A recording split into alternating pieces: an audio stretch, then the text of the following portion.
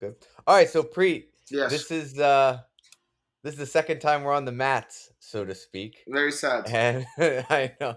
So your podcast is actually about to come out, but in terms of us, I guess for the listener, it's probably going to be not much time between the two podcasts. For us, it's been a few weeks. And I just said to you, I was like, hey, I had a great chat with you, and I had some ideas for a conversation topic that I don't think you talk about as much. And you're like, oh, let's do it. I was like, okay, so here we are. So part two with Preet.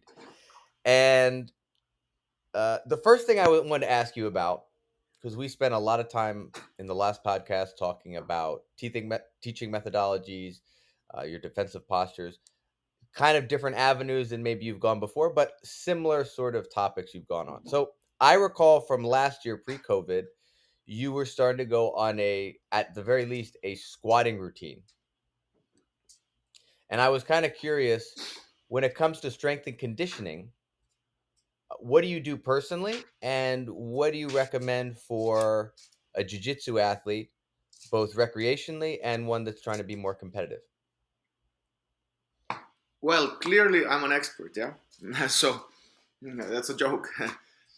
Anyway, the squatting. I will actually derail your question a bit because the squatting was good because I didn't have a good squat. I think I fixed, let's say, made it better my squat maybe a couple of years ago, maybe even two now, 2.5. I actually did it in. I was in Montana, U.S., and I was in Montana, Kalispell. I think it was almost goddamn 3 years ago, maybe. Yeah, and so I don't know why, but I wanted something to do, and I took on the what's the Conor McGregor's movement coach, Ponytail. God damn it, squat routine. Uh, wait, I will Google it. Oh, squat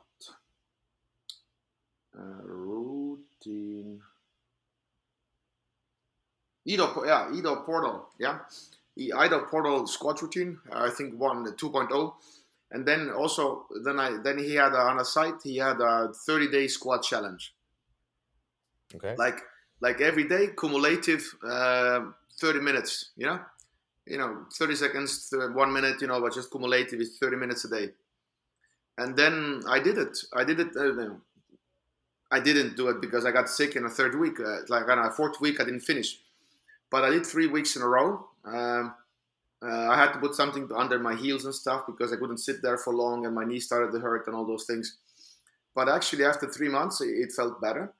And also, what else was I was continuing this also in Estonia, but just sitting in bus stations and just squatting everywhere publicly. It was, people considered it weird. I was, being in my Facebook, squatting in a bus stop, and then waiting for a bus, maybe 8 to 10 minutes, and so people walked by and looked funny. They looked at me funny. So I did this for myself to just, I don't know why, I'm kind of obsessive in certain cases, and so my squat got better. If I would want to be a world class athlete or even compete more, I would know. I know that I have to make even squat even more better, like so my knees could touch my shoulders easily. That makes recovering guard and all those things way easier if you have that flexibility. Other way you Hmm. have to compensate. Then if you have the flexibility, you don't have to lift your butt so high usually. So you don't you get less stacked, and so that's usually my recommendations for also grapplers, that you should have that flexibility. Like if you watch Mia brothers and all those things, people usually who have good guards, they can bring their knees pretty close to the chest, and then they can do those rotations front of the head, kind of recover the legs and stuff. So to play guard on your back, you need that flexibility. So I did that in that sense for a certain amount. And for lifting, I think right now, starting July, I think I haven't lifted because I started to lift in November. In November. So anyway, go back a little bit more even. I think a couple of years ago, 2 years ago, I started with a gymnastic bodies, that program, gymnasticbodies.com. And I started because one guy bought the book and he was, inspired by it and blah, blah, blah. We all started with this kind of like a Ronald, me, a Christian, and my gym Christian, not like my business partner. And they started, and it was kind of, different strength training, rings and planches and kind of basic variations of all those things, And but I think uh, now I don't do it also, and now I changed to the, like a, I don't know, let's call it fundamental lifting, just a strength training with the barbells and stuff, because I think the gymnastic bodies programming was not that the programming faults, they came out later when you did it. I think I did a couple of years. I was in pretty good shape, and but I think the programming errors or what they have as a program, it was not good. And I know right now there's better alternatives for the gymnastic bodies. If you want to do calisthenics and stuff, there's definitely good programs and people getting good results also. And gymnastic bodies was something was, not right with that, so to speak. And then I didn't do anything for maybe a year and a half because I was traveling the world. That was a crazy time because I was let's say basically every weekend was booked for a year and a half. So maybe it was my own gym camp, maybe in Tallinn, but most of it was outside of Estonia. There was weeks away. Sometimes I was half a month away. So I was just traveling like a year and a half. And it was very, very hard to have anything like strict routine, like lifting things. I still, rolled mostly abroad and I was that way active. And also during that traveling, I gained, I think, 10 or 12 kilos. So, Whoa. yeah, so that kind of, always being a guest in a different gyms, always, people take me out, you eat, you a little bit drink wine, and just, it grows on you kind of. And not being like I could probably, it's all, like calories in calories out, so to speak. So probably I ate too much and all those flights, early wake up calls, airport food, you kind of, I think people can go like, oh yeah, will of power, power of will or whatever, the willpower. But if you're surrounded by the environment, you give up in certain point. Like there's no point of being strict because the environment makes it hard to keep your routines. Or if you change your environment, makes it easy to keep your routines. If you don't have those teasers around all the time. And so I think I gained, yeah. So, and then last year, I think it was 4th or 5th November, I started to lift weights. I have a friend, Jazz, and he knows more about lifting than me. He's a personal trainer, personal coach and stuff. He does this for a living. And I asked him like, can you give me alternative? And then I think I lifted, I think it was 3 times a week. Monday, and then the goal was Monday. It was kind of heavy, and then I could do a row Wednesday and Thursday. So, and I think I did that routine till the beginning of July, and then it kind of went to shit because I went to Czech, and then I went to Iceland, and kind of world opened up a bit. My traveling kicked in again, and it was kind of like annoying to go like again 3 weeks a month you don't lift, and then you go back and then you lift again, and then it was Austria camp in the Globetrotters, and then you don't lift again, and it was like always starting all over again, so to speak, yeah. And it was You gotta like get the Globetrotter camp to bring weights now. At yeah. Globetrotter camps, they have to have a So weight training area. in my case, I found my excuse to stop. Yeah. So kind of sad about it in a way, but it was hard to and I know it sounds a little bit ridiculous because what doesn't matter, you don't lift 2 weeks and then you start to lift again, but then it's a little bit like starting all over again, it's easy to do it when you're on track all the time, you have your routine, and then your body even after 2 weeks your body needs adaptation again, everything hurts couple of 4 days again, and then you do it again, and then you go again traveling, and then you do it again. and it started to be like, God damn, it's super annoying. And so I haven't lifted. I haven't. I'm very proud that I did it actually from November till the beginning of July, and I haven't lifted since July.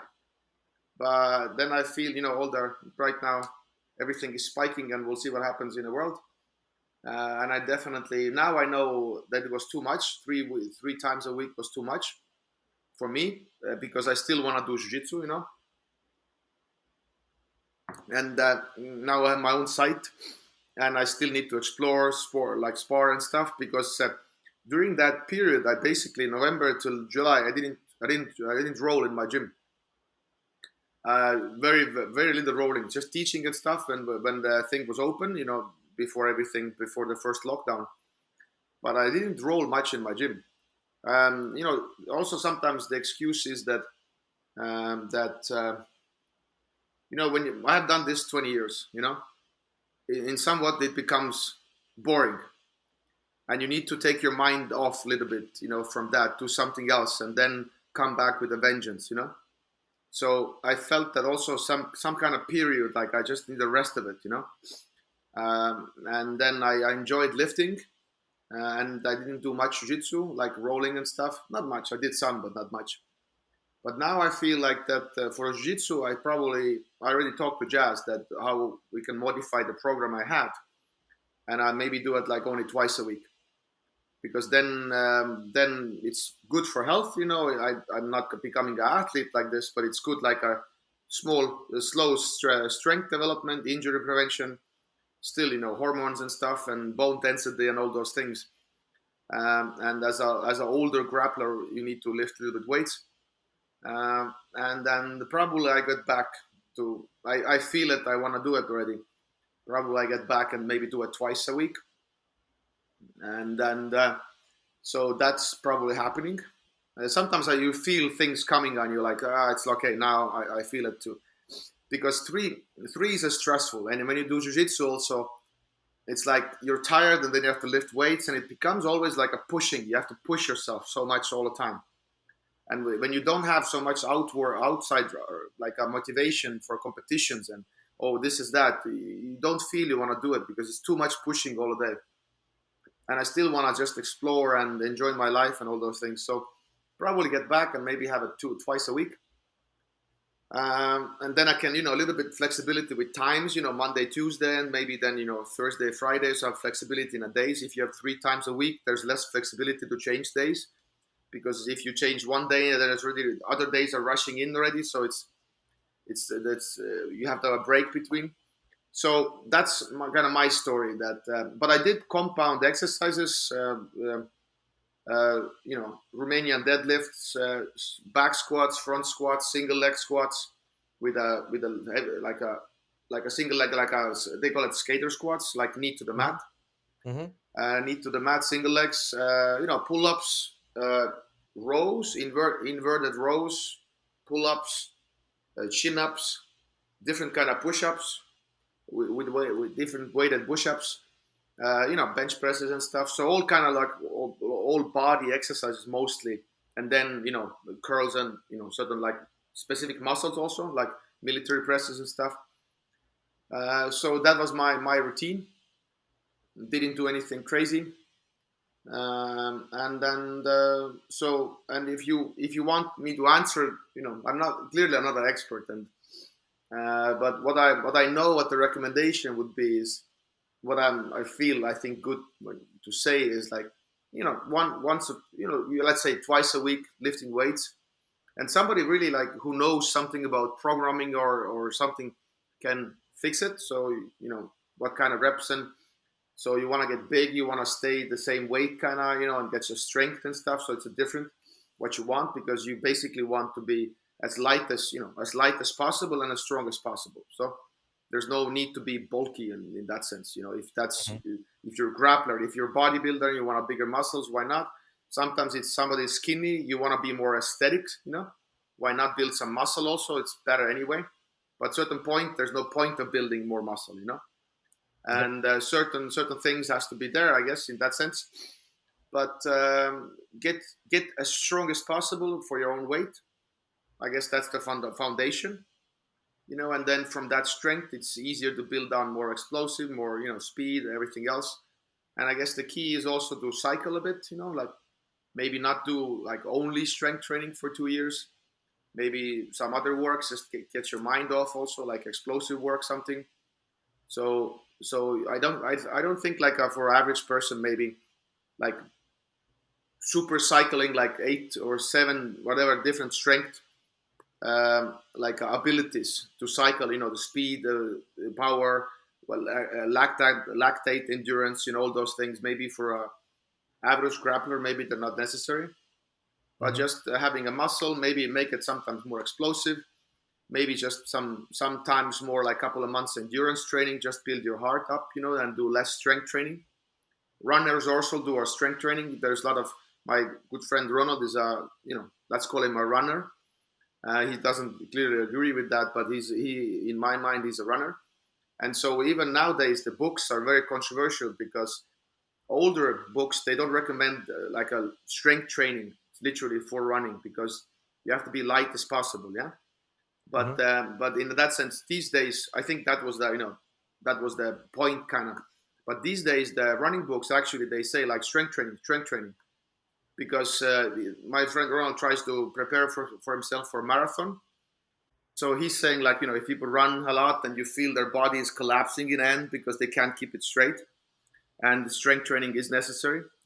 So there's different strength training. You can really be in the same weight and just get stronger. Just get like more nervous system training. And certain like amounts of reps and stuff. You don't have to be really like get bulked, but it still happens. You get a little bit more muscular, like it happens, but you don't have to get like bulky.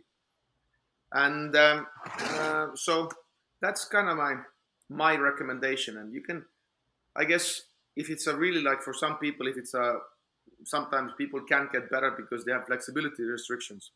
So clearly, playing turtle and playing open guard, you have to have certain flexibility.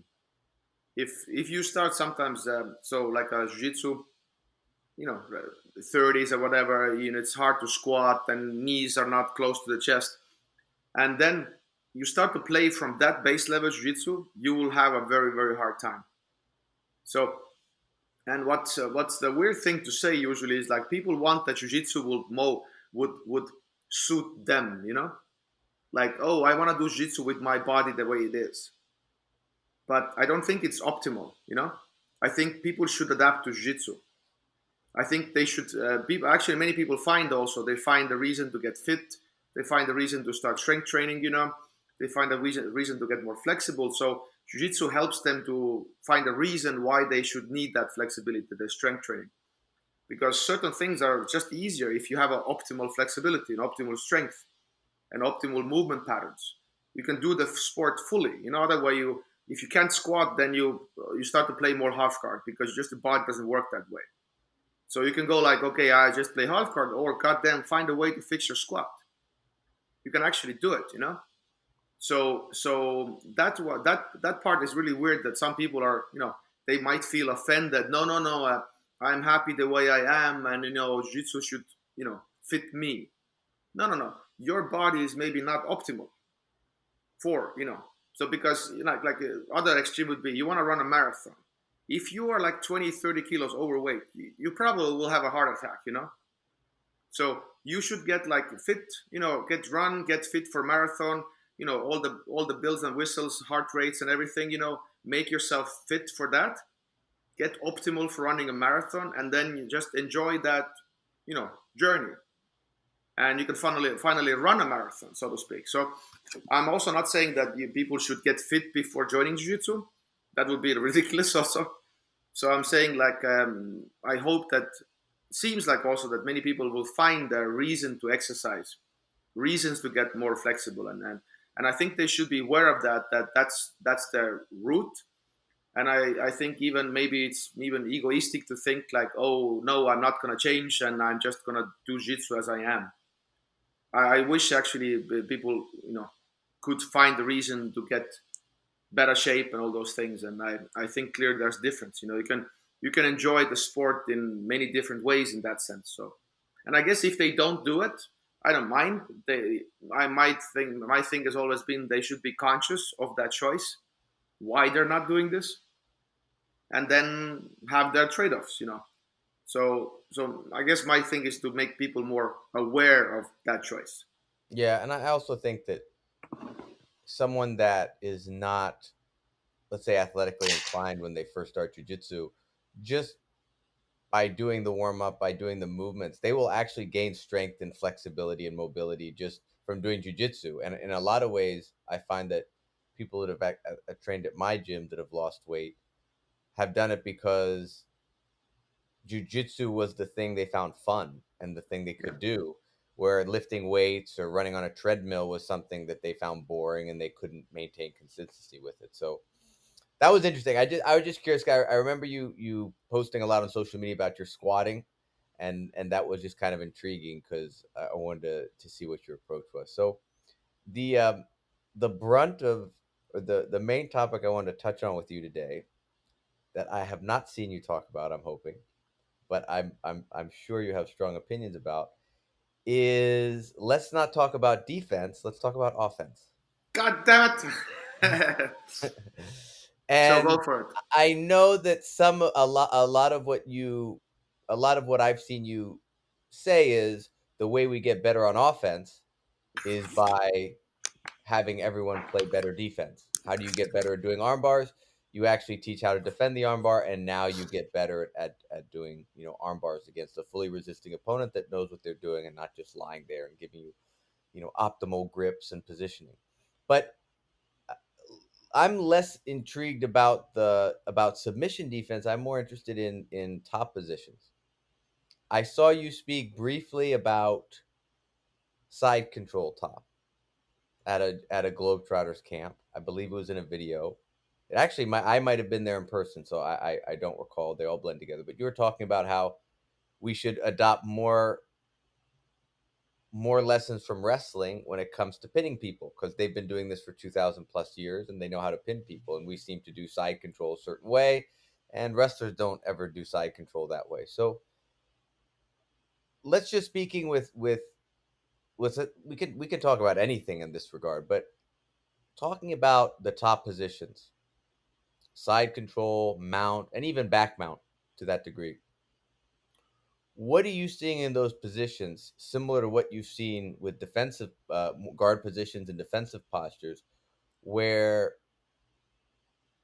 there are fallacies in what we're doing and different approaches to how you view things. So I'm kind of curious, how do you view these positions? Maybe you view them just like most people do, but I suspect, just given what you made of the comments you made about side control top and how everyone's doing traditional jujitsu side control top, but wrestlers never do that. So there has to be there's something not adding up there. If wrestlers are not doing it and their job is to pin you, why are we not doing what the wrestlers are doing, or why are the wrestlers not doing what we're doing?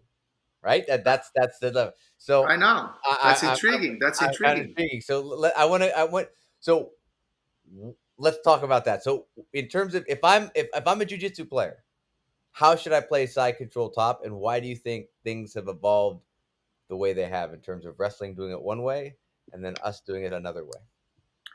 Um, well,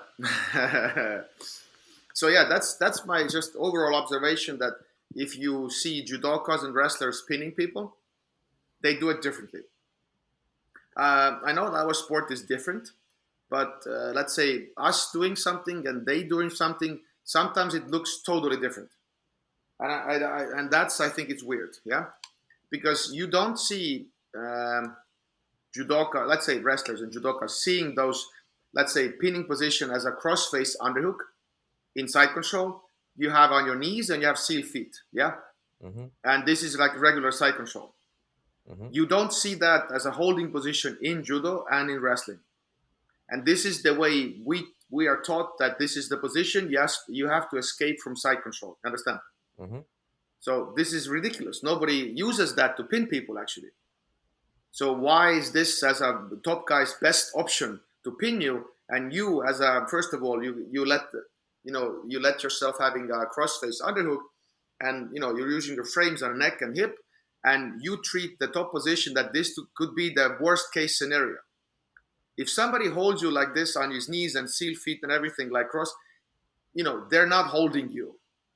Yeah, it's not the way you hold people. And if the right away the sparring kicks in, they act differently. So that's my issue, because I don't So, think. so just one thing, just one question here, because I'm curious about this whole thing. Is it possible that uh, that the presence of guard in jiu-jitsu No, and the absence of it in wrestling, like are no, wrestling pins susceptible to getting regarded, in your opinion? no. Let's say even you can go like even judokas don't hold people like this, like knees Okay. close and seal feet, because they block the hip. Because getting to half guard in judo, it means the pin ends. Okay. They cannot pin each other This in is why I half don't guard. have experience. I don't have judo experience, so you Yeah, could. in judo the rules are if you get a half guard, there's no pin. Okay. So I know that's what I mean. Wrestling is like they don't have a guard, and that's why they're sprawling with both legs and they're pinning. They don't block the hip. Hmm. So I understand that. So that's why like our sport is different. We have to modify. We have to see blah blah blah. So the issue is that if you really, because that position like knees in, the little bit wide knees and seal feet, and you have this. If you have a good athletic person there, and in bottom they will just bridge and roll you like both ways. Just you can't hold people there basically. I'm not saying like a day one people probably they don't know a bridge and everything else, they get stuck there. But if somebody has a good bridge, that position it doesn't work. You right away have to tilt a little bit, straighten one leg and tilt the hips and pin and put your head on a mat even over the person. And there's different ways to pin, but it changes right away with the feedback.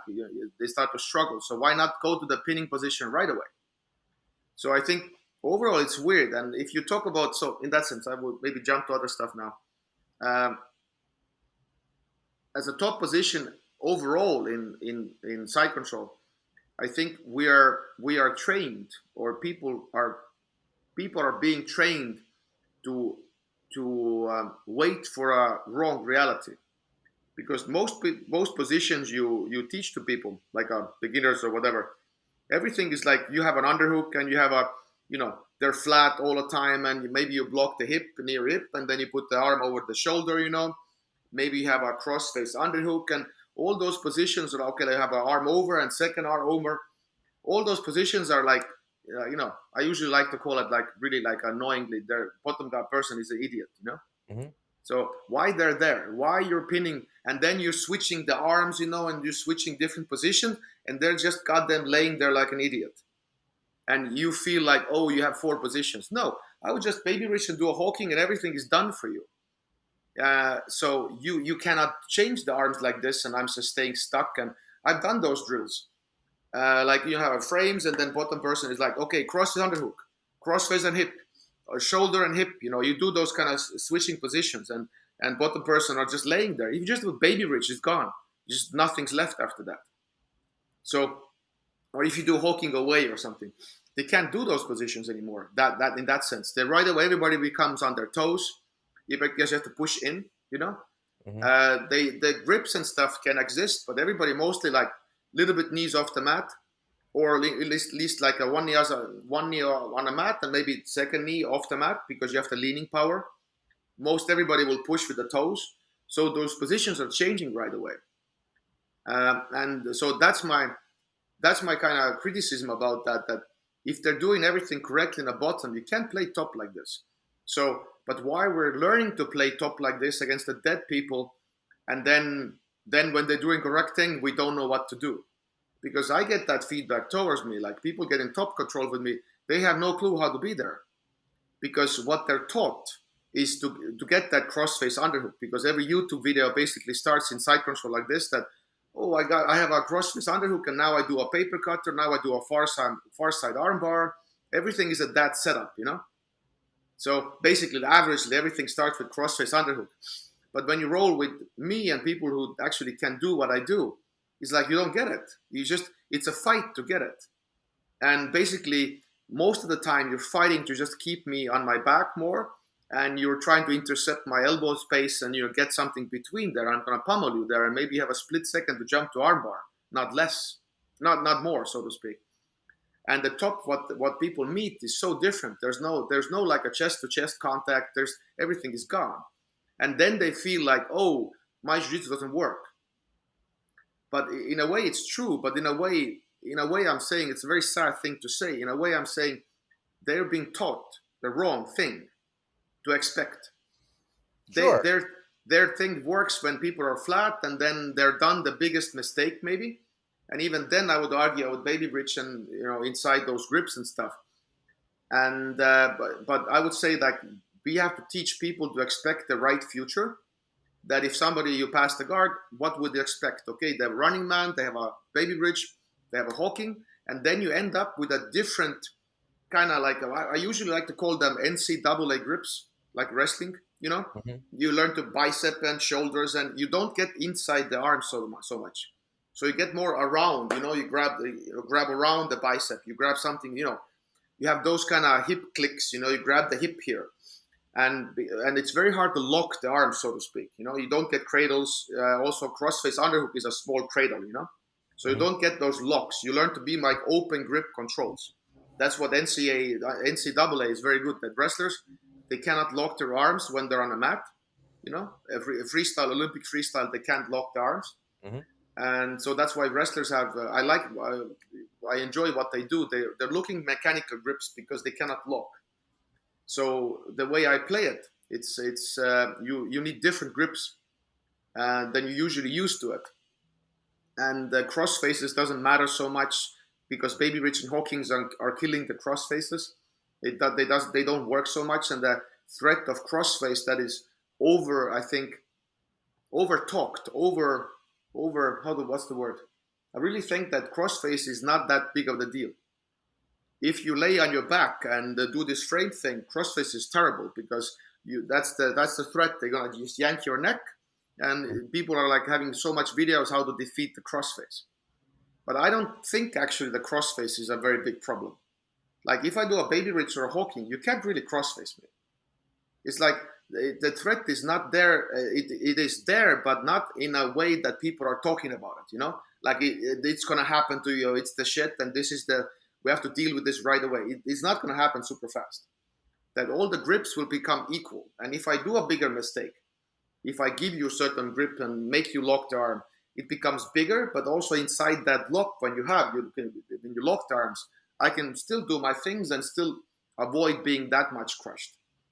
And also one thing I add, just the idea that I think those grips will happen in a way they happen in wrestling match, because most of the wrestling matches people just smearing each other, like let's say in a stand up, they're grip fighting, they're underhook fighting, they're everything else, and finally somebody gets a headlock, and they throw. Somebody gets a body lock, they can throw. But it's an exception to get, because most times they're just like a little bit messing and nobody gets anything kind of. So Hmm. my side control, I think the same way.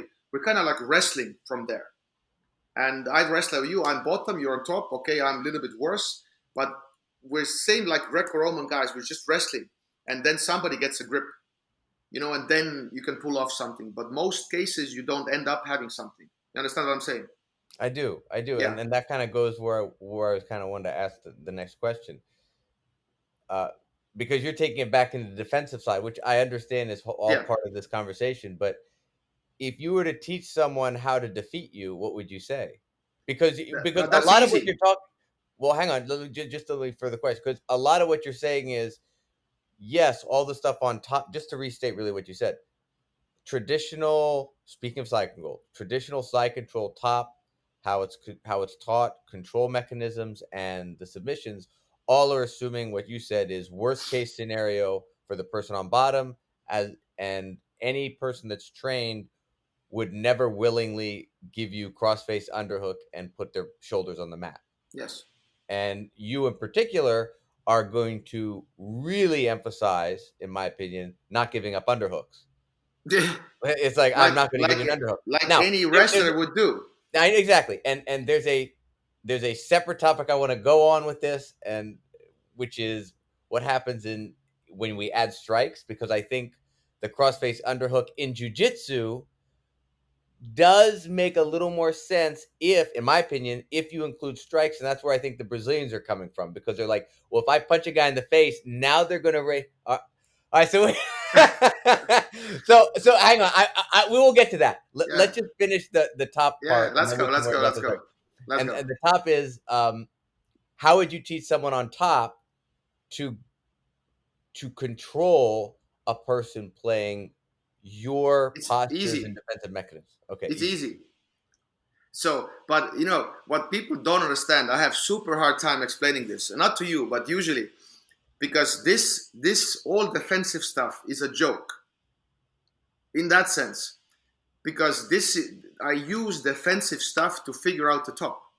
Mm-hmm. Because I don't like jiu-jitsu top. I really don't. I think we're wrong in that sense. We're fighting wrong, and if you meet somebody that does what I do, if I really concentrate, I can pull off some crazy things. I can do mistakes, but if I'm really on, I can be really good. And I know that top is wrong, so I'm actually in a way I'm interested of top position, but I cannot figure out the top until I fix the bottom, because right way of to play top will reveal itself when I fix the bottom. Understand? Mm-hmm. So I'm actually all about how to attack. So You that is heard what it I. here first.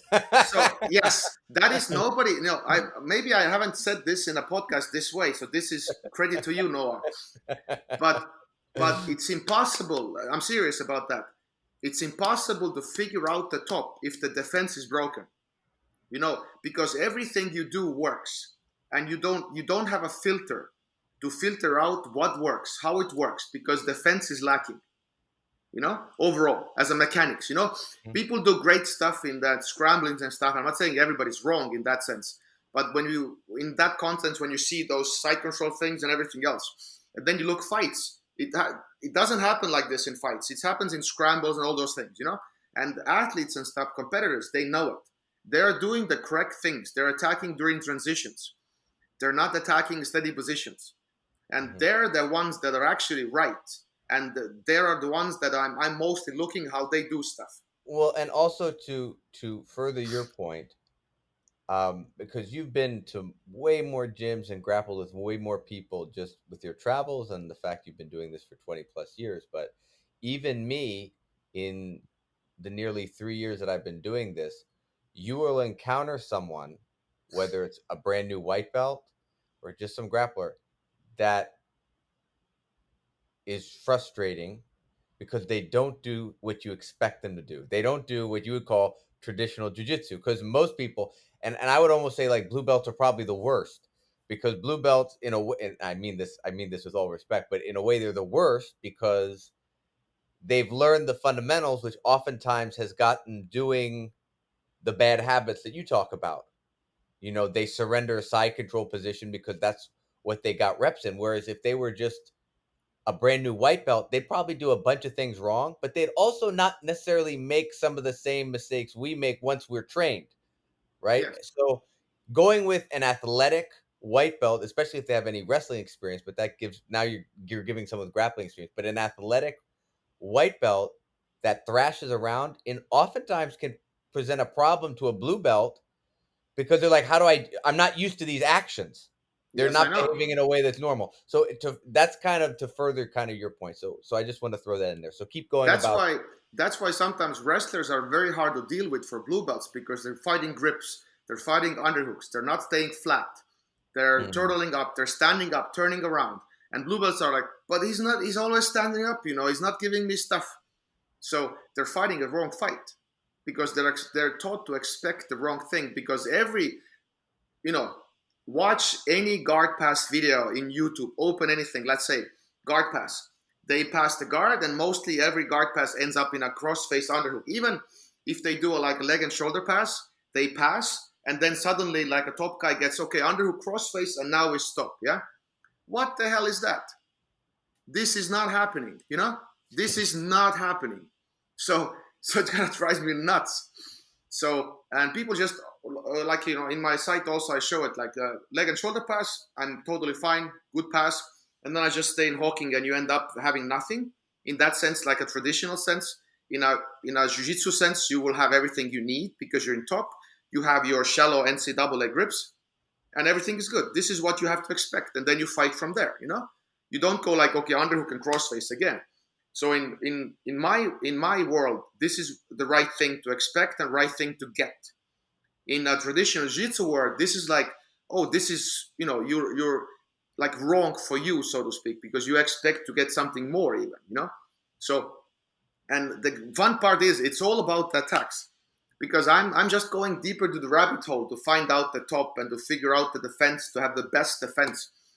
And then that will weed out what we can do on top, how the top should work against the best defense positional way. And then it becomes more like not locking arms, grips, and different. Everything is different. The way you position yourself, and it's not like jiu-jitsu doesn't do any of those things. We do, but we do also a lot of things different that we know. I know in my case, it's not beneficial. So now, what I'm in a way doing, I'm creating a filter to weed out certain ways we do stuff, so we can only do the stuff we need to do. And those things are not, they are already in jiu-jitsu, but we are training also everything else we maybe should not train, because they don't present themselves in that often. So I'm creating a filter. And to answer your question, how do I teach people to beat me? It's mostly people's timings are off. They telegraph so many things, and they're used to fighting people with those elbows. They're not used to fight for inner space. I think even like leg locker are more trained to fight for inner space, because more disciplined. Yeah, I think the leg lockers in many ways they're training way more better like real art in that sense, like wrestling, inner space, inner space, inner space. When you watch that Joe Rogan and the podcast with Danaher, he talks about how Gordon Ryan beat Cyborg, Mm-hmm. and he talks about, oh, it gets the inner space again, inside control already, like during the roll, inside control. So I think even sometimes leg lockers, the way they pummel the legs, always inside fight, So an upper body, it's not that much emphasized that.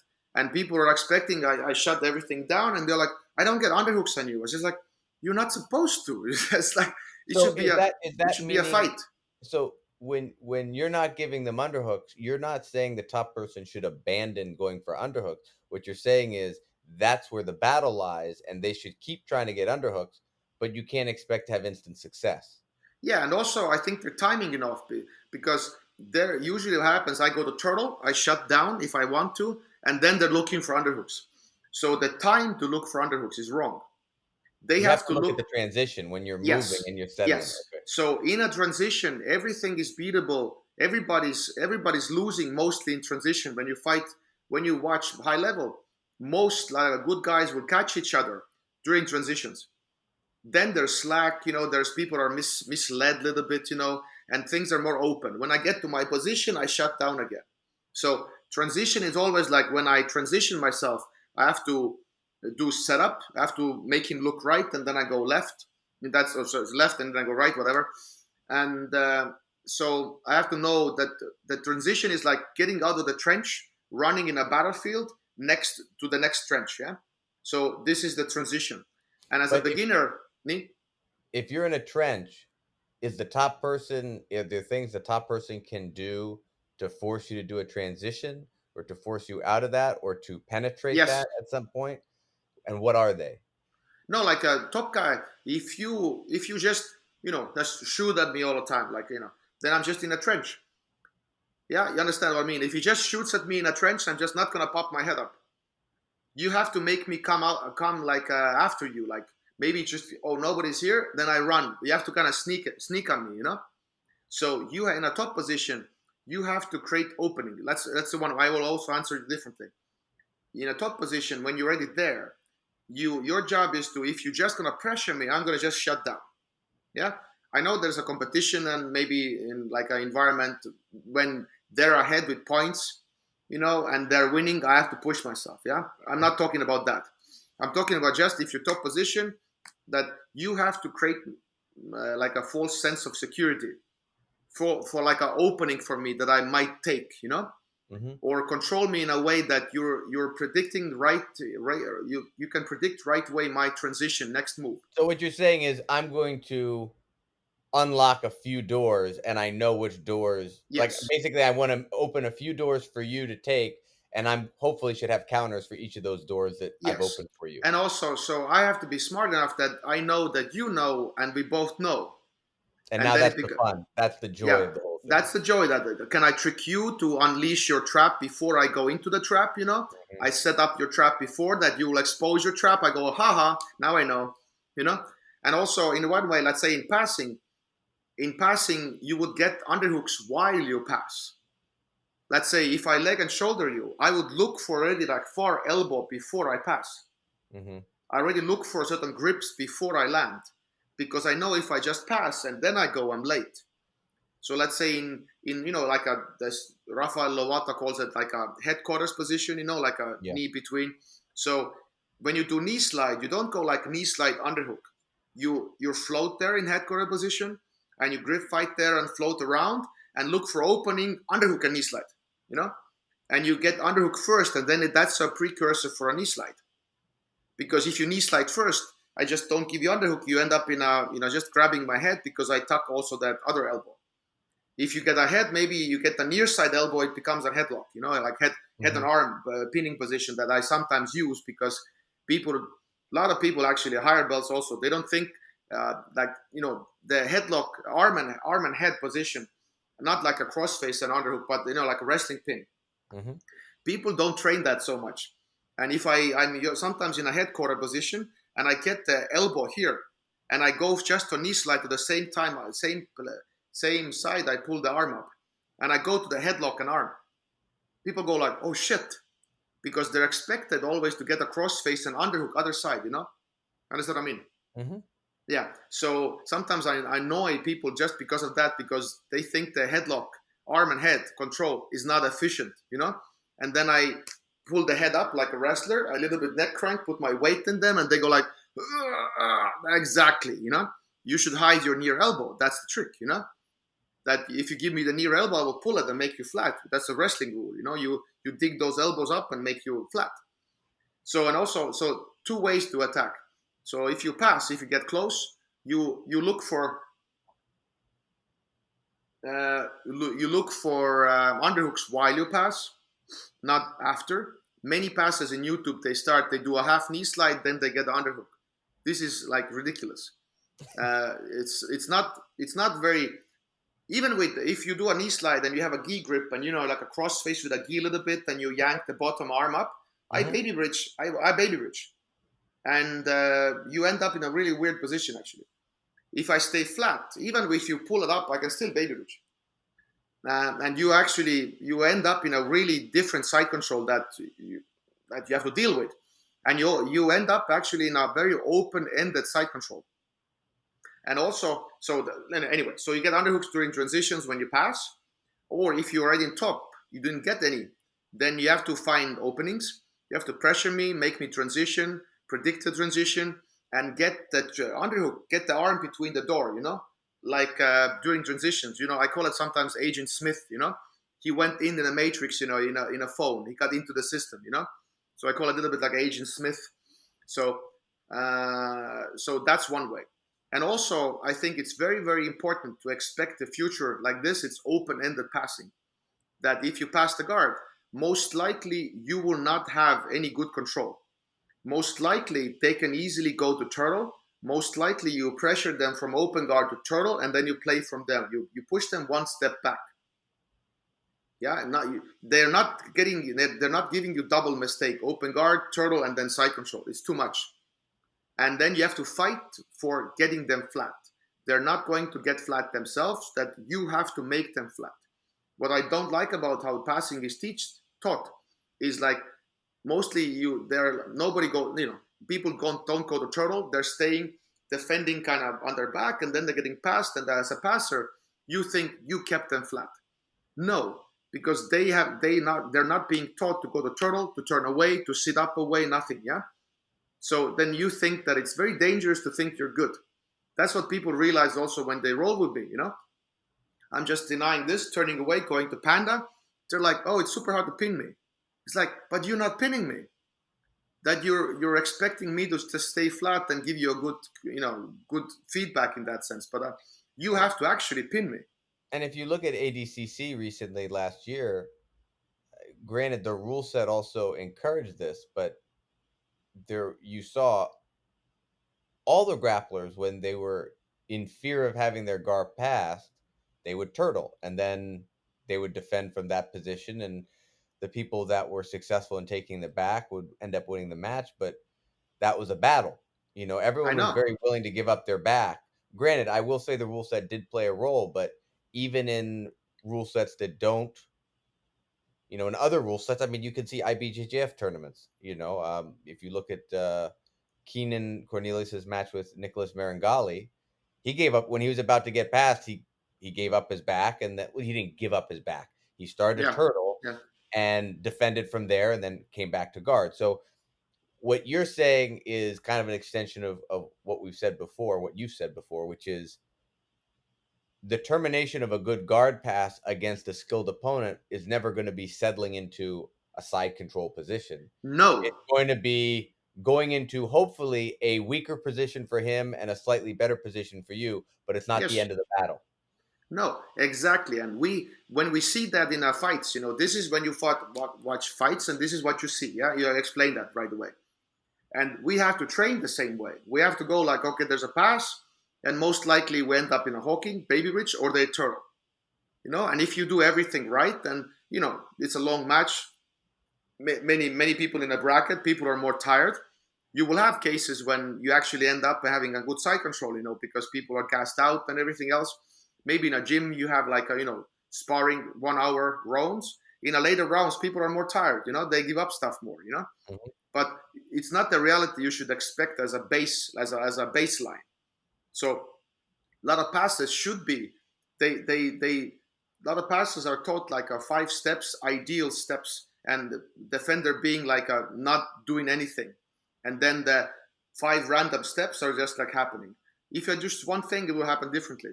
So my message is like we're doing the wrong thing.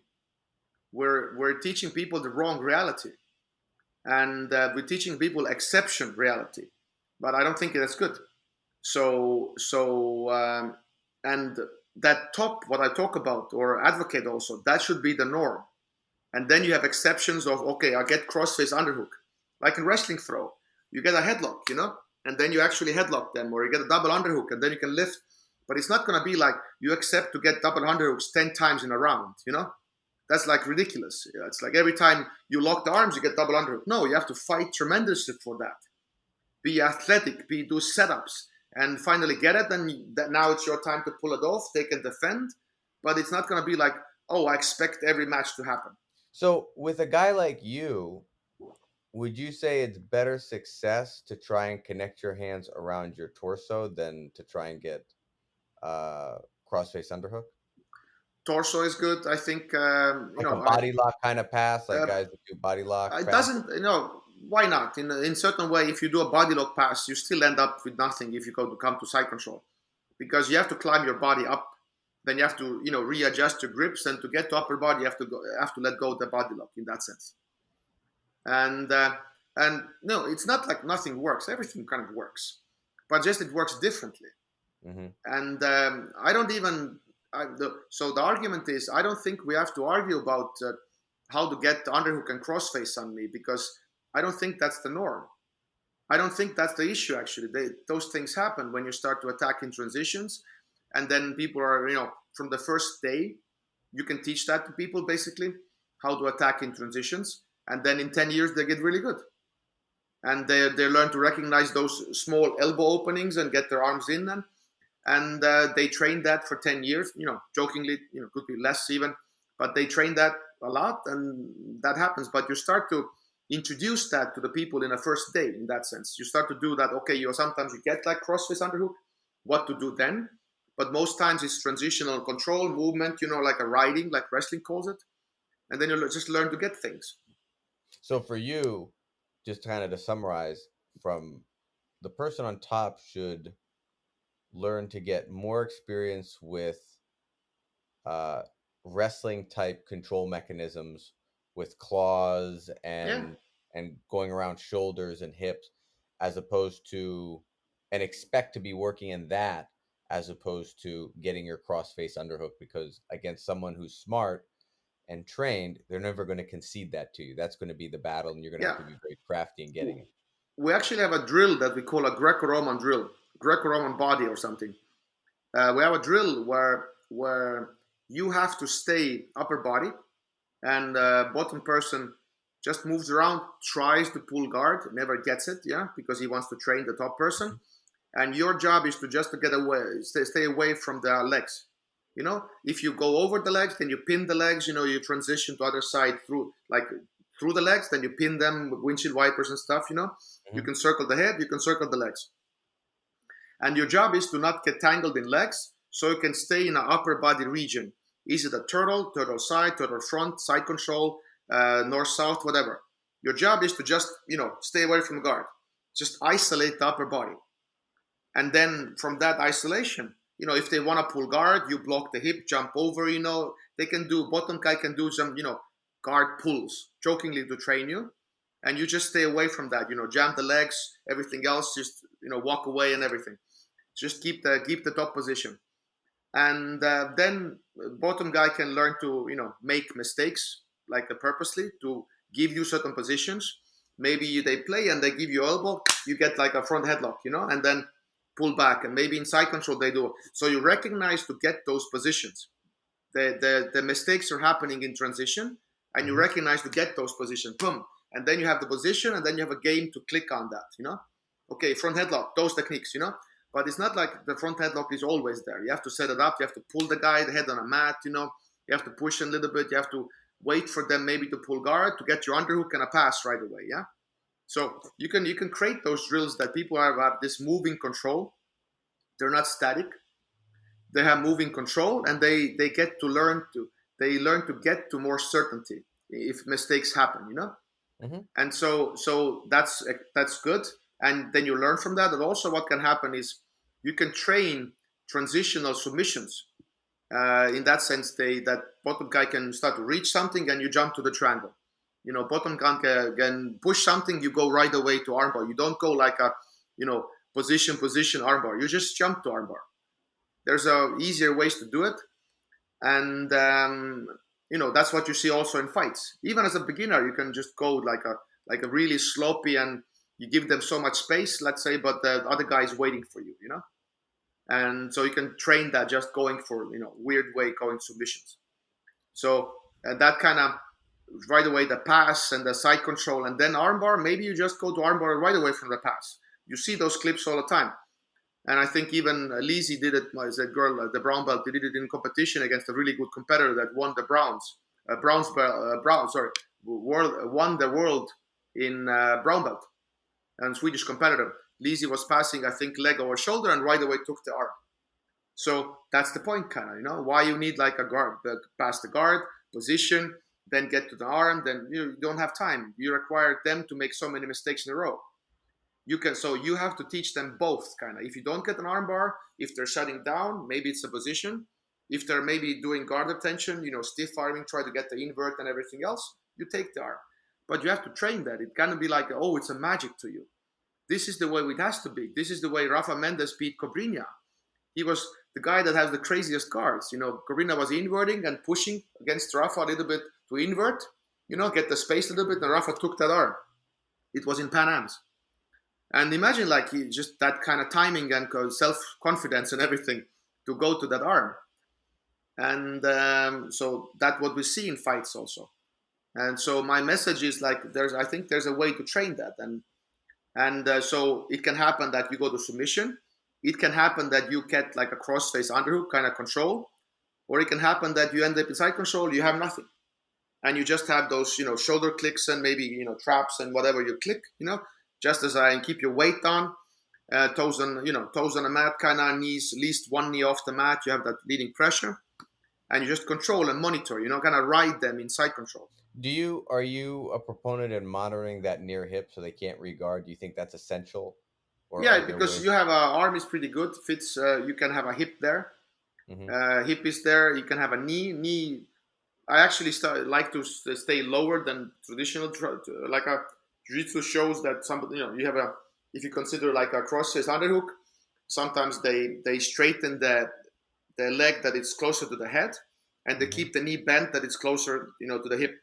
Hmm. I don't think it clicks that well because the body is curved, and the shape you have between your body and your knee is a narrow shape, narrow triangle. I don't hit that. It's like a pushing the square to the ring. Hmm. So I think actually I would stay lower, and then the knee So actually clicks better. just on a small point, did you see Sven's? You might have been in the class. I was not at this Globetrotters. It was just this year. He was talking about a position where he was essentially carrying people on his shoulder, but in side control. So imagine I know. you. This was kind of, he said, I think he was kind of my side control inspired because he was like, how do I beat that? How do I play against that kind of side control? Hmm. So that actually, I think, talked about it with Sven because he was putting, the weight on a hip, and so his arms were more free. Yes, his arms were So free. If someone made a mistake, he could immediately go to a yeah, yeah, crucifix or. yeah. So I told him like we can wrist fight. He's in top, I'm in bottom, so we can wrist fight actually. So because the hawking and everything, hawking, if somebody's in side control top and I do a hawking 2.0, I can wrist fight them back. I can have a really weird Greco-Roman match. And Sven was also talking about he can wrist fight, go to underhooks and everything else, so his arms are free. So Hmm. I use it also, and so it was fun to see that he was also thinking about it, how to beat that, so to speak. Yeah. So what about uh mount? What do you What see in about mount? Well, is mount a legitimate position, or do you think there are flaws because of how we teach? Because when if you're in mount bottom, you'll never be flat on your back. You're always going to try to be on your side to some degree, I and know. you're always going to try to uh, get, let's call it, a forearm frame and clip on the hip. Not always, but that seems to be how you like to teach it.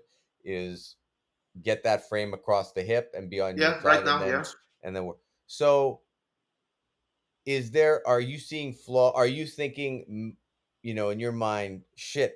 There's something about mount that we need to be able to I do know. better. So It is. Okay, so what is your I don't. thoughts I about don't know mount? yet. You don't know yet. Okay. So what let's say I don't have a full answer, but I know it's a twisting. And this is what I'm actually playing. Also, in some cases, I'm thinking about it, and then I leave it be, and then I'm thinking about it again. If you do like a Hawking 2.0 or baby bridge from the mount, it's super weird to be there in a mount in that sense. That then somebody's flat and their arms are here, and then you're doing your X chokes and stuff. I just don't see it. I think if somebody's tired, why not? And there is a weird argument that Roger Gracie did it, and I don't know how to answer the argument because it's like it's weird to say that that they were wrong or something, but because I don't know, it just looks weird. I don't. Maybe he has, that's Roger Gracie. Maybe he's super heavy or something. But I don't see many people also baby bridging and doing things, and so I don't know how to counter that argument that Roger does it. And so right now it's like exception, and there's definitely other guys that in the mount doing stuff, but and I'm fearful to say that they're wrong. Well, so let me ask that. Let me give you an observation and tell me if this provokes any reaction from you. In my experience, certainly my personal experience, and that of all the students around me, and I'm interested to see if you would agree with this observation. Most new students prefer trying to control people in side control than mount. Yes, They have a harder time maintaining mount than they do side control. yeah, because that's what I know about mount also is that I like to twist because I know you can be in mount, like you can be seal feet and touch your toes behind the butt and stuff. And there's a low mount you can grapevine, and there's a high mount, and there's S mount and stuff.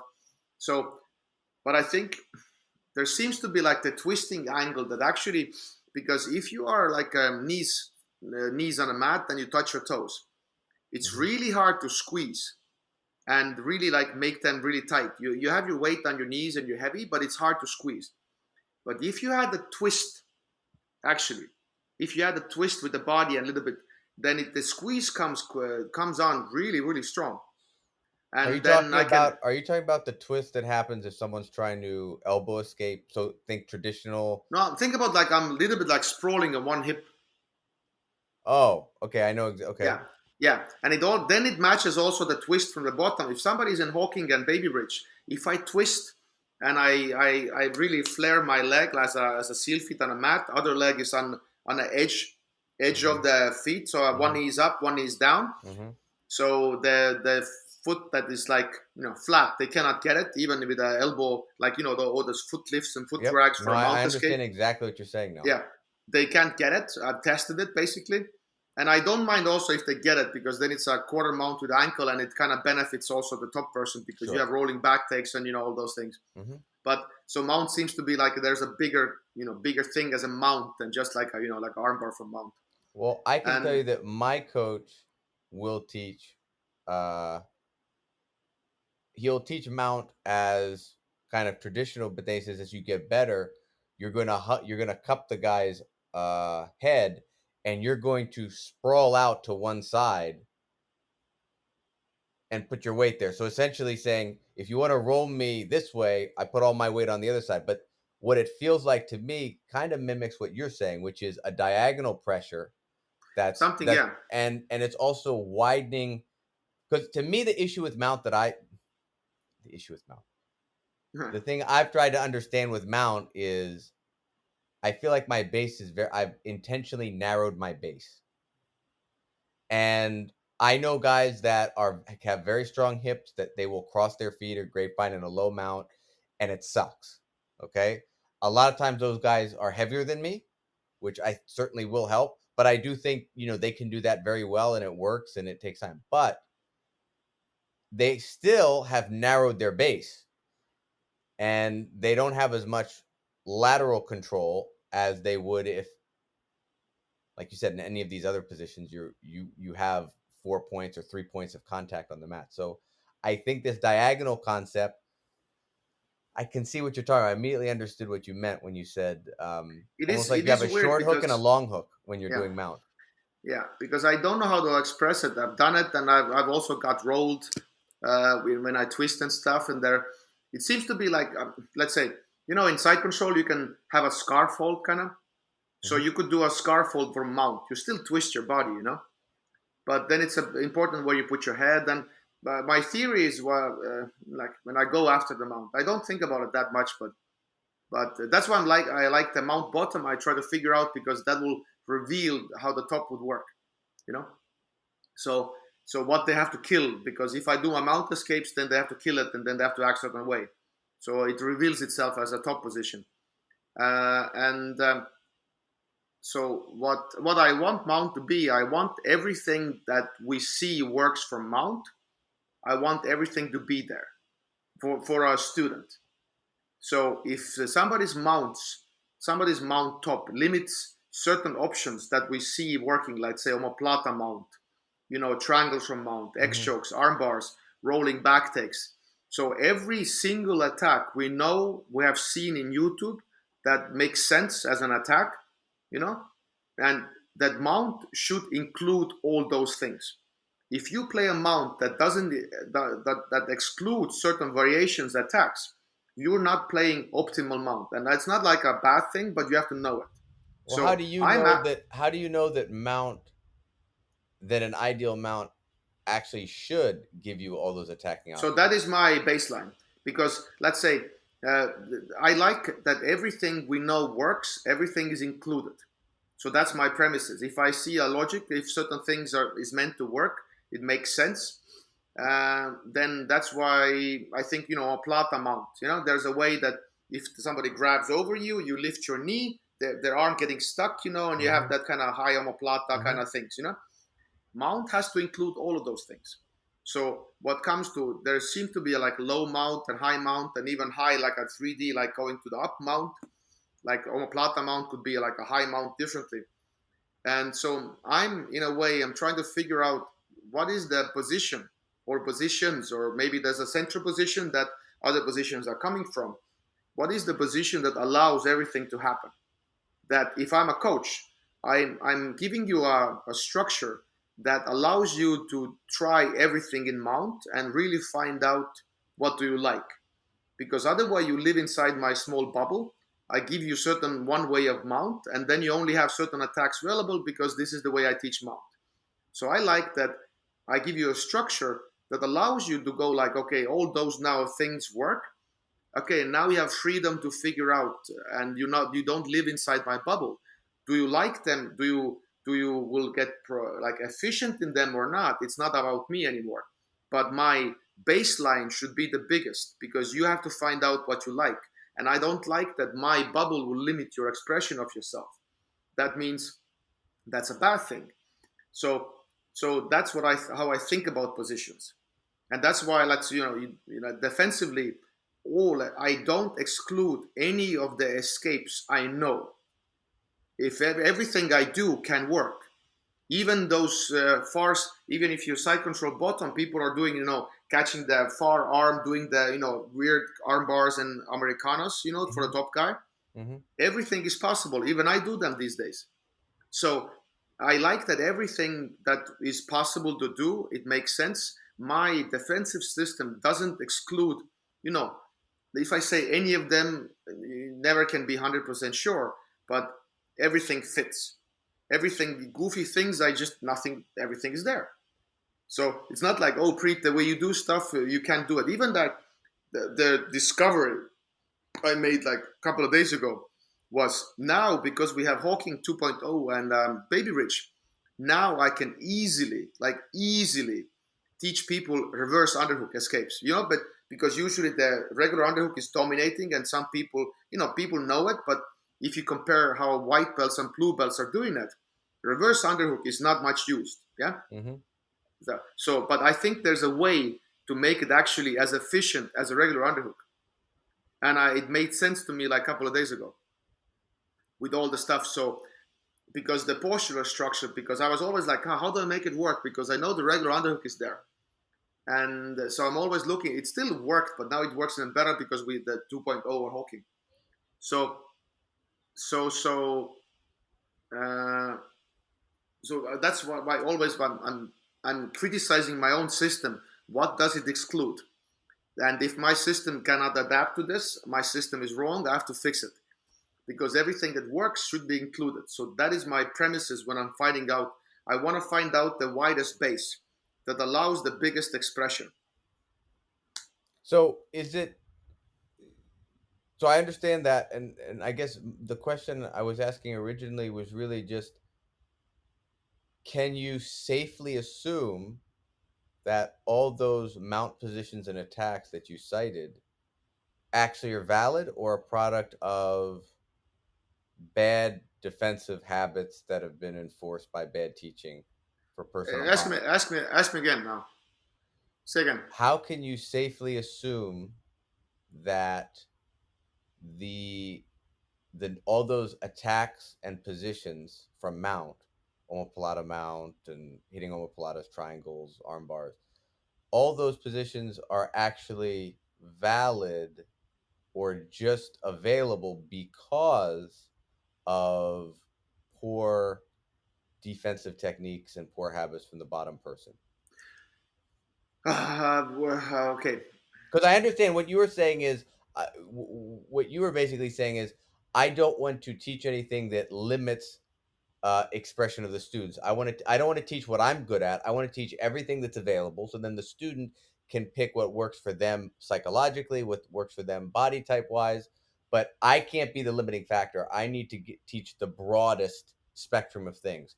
My question is, just with regard to mount, I was curious. You cited all these things, and we're kind of in this. It sounds like almost exploratory phase of you know, Preet's still trying to figure out, what's really a good control position. What should the mount posture look like on top? Because if the person on bottom's not just giving you, shoulders on the mat and stuff, what should I be doing? Similar to what we were talking about in side control. Um, I would think there exists the possibility that you could discover, well, shit, I this omoplata mount, just as an example, doesn't really work if someone does this. So you said you want But to that's include all this yeah. stuff. So I was just wondering, I was just curious. Well, how do you know those things are? as an academic question, how do you know those things are all valid? Like, what makes you make that assumption? But if I get to the omoplata mount, I can make it work.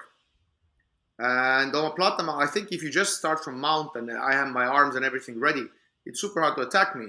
But I think going to mount when transitioning, Hmm. when somebody actually underhooks you and you step over to mount and Yeah, I then know you end that up, feeling. yeah. So then it makes sense. Then you end up there. Hmm. So then it's like, okay, it's still a mount and it should include it, be included in a mount. So in that's your Yeah. answer, kind of. Okay. So Yeah. then the next question is, what about back mount? What about it? Is there, because you play turtle, but most of what you've talked about in my experience has been taking the back should be very, very hard. And we've even seen Wim talk about how people kind of take, the classic crab ride, right? Let's say you go your daily Hiva, you Mhm. put the back hook, and then boop, they just drop into back mount for you. And really, there are things that the person can do to prevent that. So let's assume the very hard part was done, which is someone got on the back, established two hooks, and they have some sort of upper body control. Maybe not a seat belt, but they have maybe double lapels or something. Do you think back mount is more mature of a position that has less holes in it, or do you think there are oddities that you see with it as well that need to be Uh, explored further? um, this is actually what I'm studying right now, because I have my back position, Hmm. the stuff I promote, the sideways and kind of wrestling inspired. Evidence is there.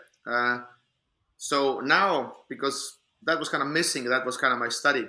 But now I'm actually interested, and we have interesting evidence already. Just again, a couple of days ago, I came, from the outside isolation. I was just eager to try things, and now I'm trying to play with things that if somebody has even body lock or let's say both hooks in, they have a seat belt, and they're fallen in the that armbar side, and all those Danaher system attacks were happening there. They do the straight jacket, they trap the arm, they go to and I think there's a way to beat it, and it's not a bad thing to say. It's like, oh, you're attacking and you're being an asshole. No, I think it should be right now. What I don't like about it, I think the attack, the system, how they attack is wonderful. Yeah, no knock on that. It's wonderful. I think the defenders who are lacking is the problem. That this attack system looks way too powerful, and that's not to say that that attackers are bad, or attackers are not good in that sense that defenders are loud. No, I think the attacking system is good, but I think the defenders, first of all, people do not train so much averagely as a whole back defense as much that people train back attacks. You can clearly see that somebody I that takes agree. the back, they have spent way more time there figuring out. They have their steps all figured out. If that the defender does this, defender does that, they have all figured out all the steps. And then you see a lot of the times defender just gasping air, doing some random, sometimes thought out, but clearly it's not that thought out to the level of attacks. And they don't have that. If the attacker does this, I do this. The wrist fighting scientific, against that wrist fighting that they have. And so there's already interesting evidence actually, and I knowing me, I'm gonna say it right now. We're gonna figure it out. I'm not gonna beat that attack system. I'm not saying that. I'm gonna balance it, and then it I becomes a agree. sport.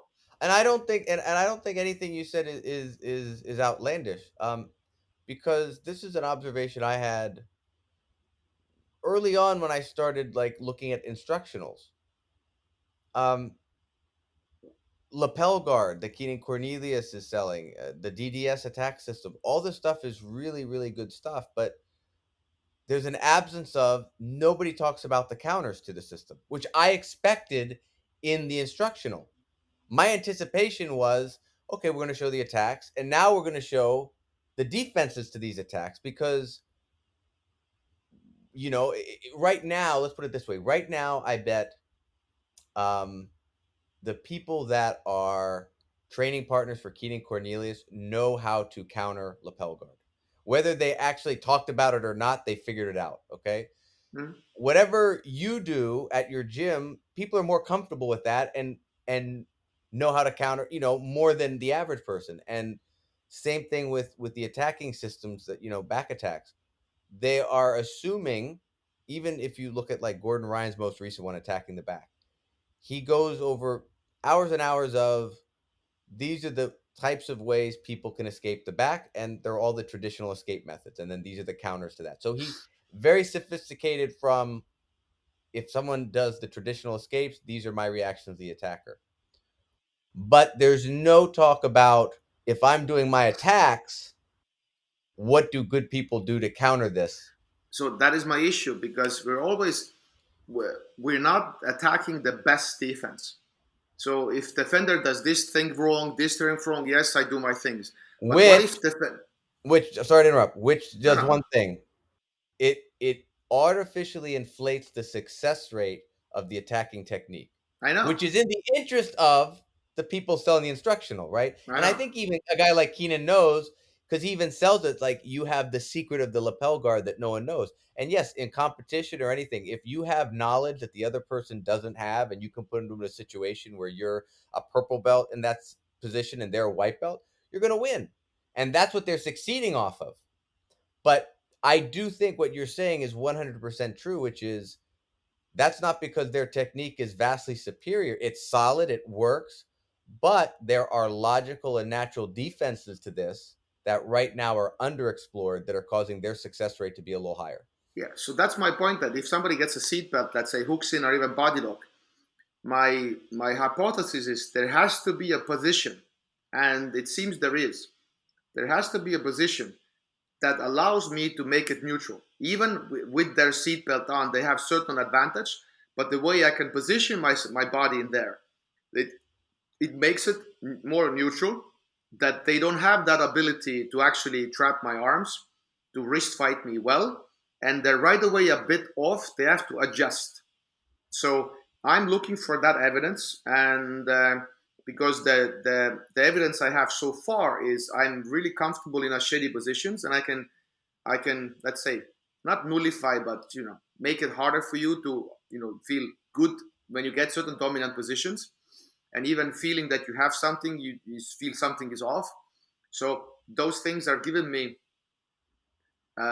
confidence that those things exist even in back escapes and stuff. And if somebody has a body lock, and my interest is to have a really like you can call it also systematic defense against all those sequences, because you can re-engineer those things.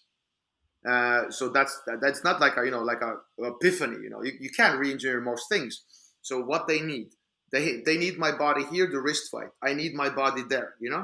They do this and this. I do this and this. And finally, if you do it with step by step, very mechanically, like a really answer and question.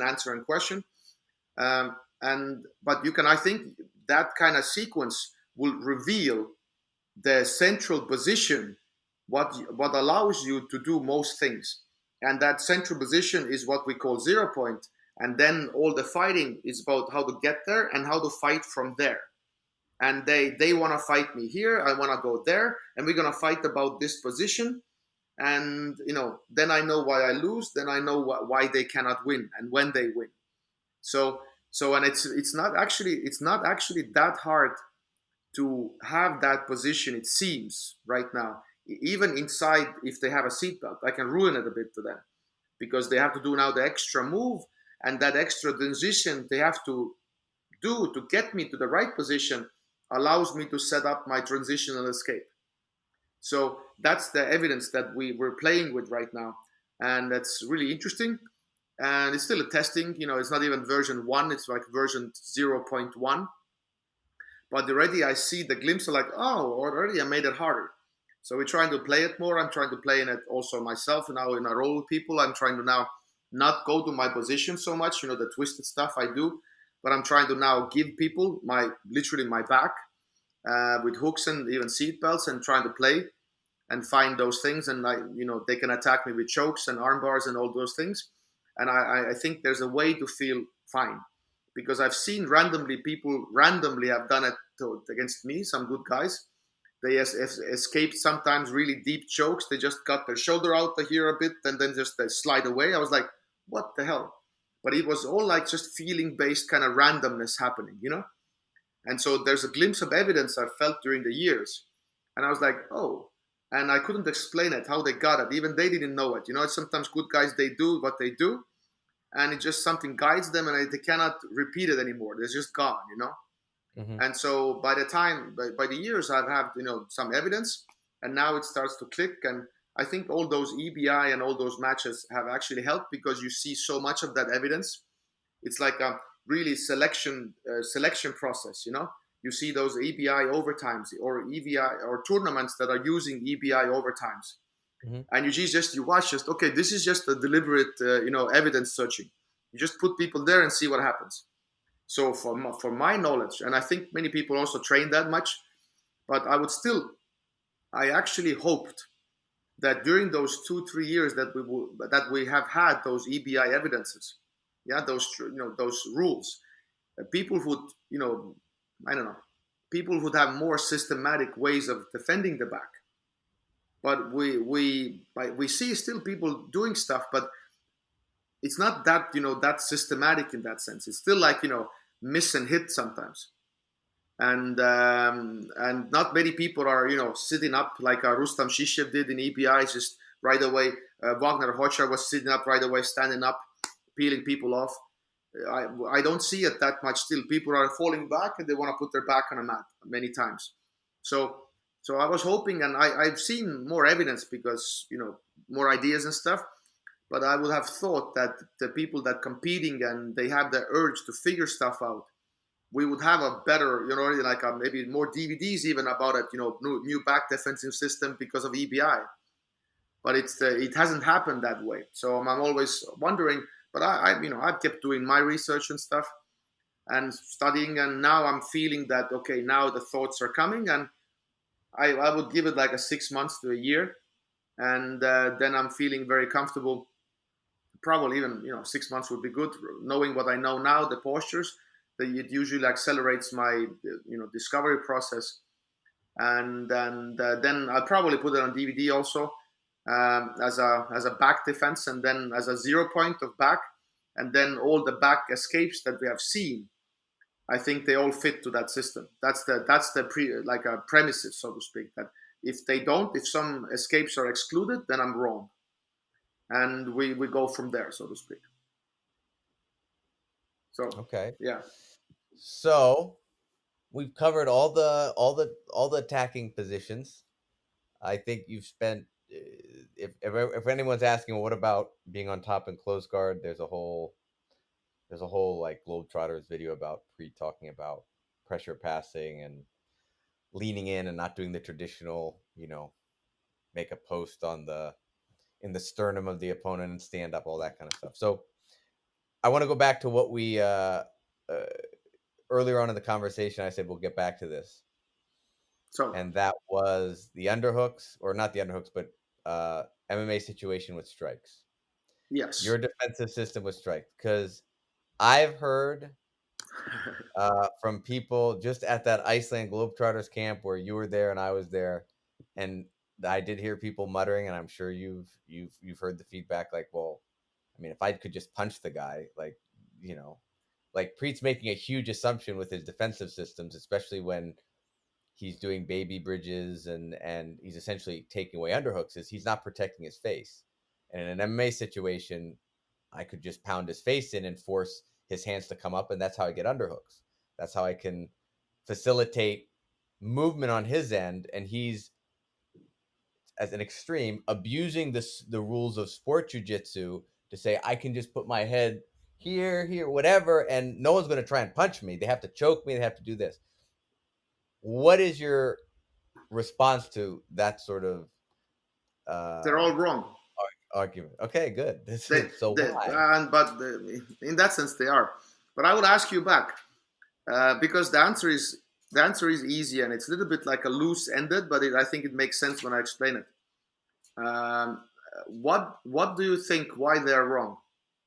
What are you? What they are not seeing, or what they are assuming I'm doing there when I'm using those postures?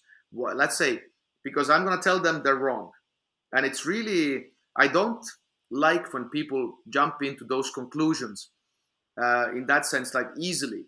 It's, I don't think it's disrespectful, but in a way, it's, I don't find a better word. Just it's just disrespectful to go like, yeah, Priit doesn't know. I know. And also, clearly, I haven't done it in MMA in that sense. I'm 43. There is evidence in MMA how it works. Actually, it's scarce, but it's there. And I have my theory how to use it in MMA. But the people's argument that do jiu-jitsu to bring in right away the kind of that, oh, but I will punch you, dude. Have you ever done MMA even? Why is that the ultimate argument? How to do? Because if you add punches, you wouldn't do half the things you do in jiu-jitsu. You understand? If Mm-hmm. you bring up right away, oh, I'll punch you in the face, then just cancel half the BJJ you see in YouTube or your coaches are teaching you. Why is that argument there? And also, I understand the argument that I'm going to answer you also, or maybe let you answer before, because there is a like a MMA jiu-jitsu, and then there's stuff you can do also with with the gi lapel stuff, and without punching in an environment, you can get away with stuff. Mm-hmm. But I think actually the mindset of punching is good in a way.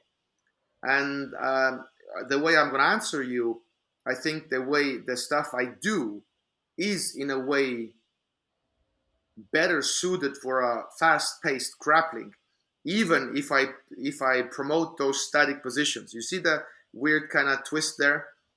That's because people know me for promoting static positions, but I'm actually gonna say I'm all about the fastest movement ever, and I'm all I about the agree. top. I'm all about the top position always.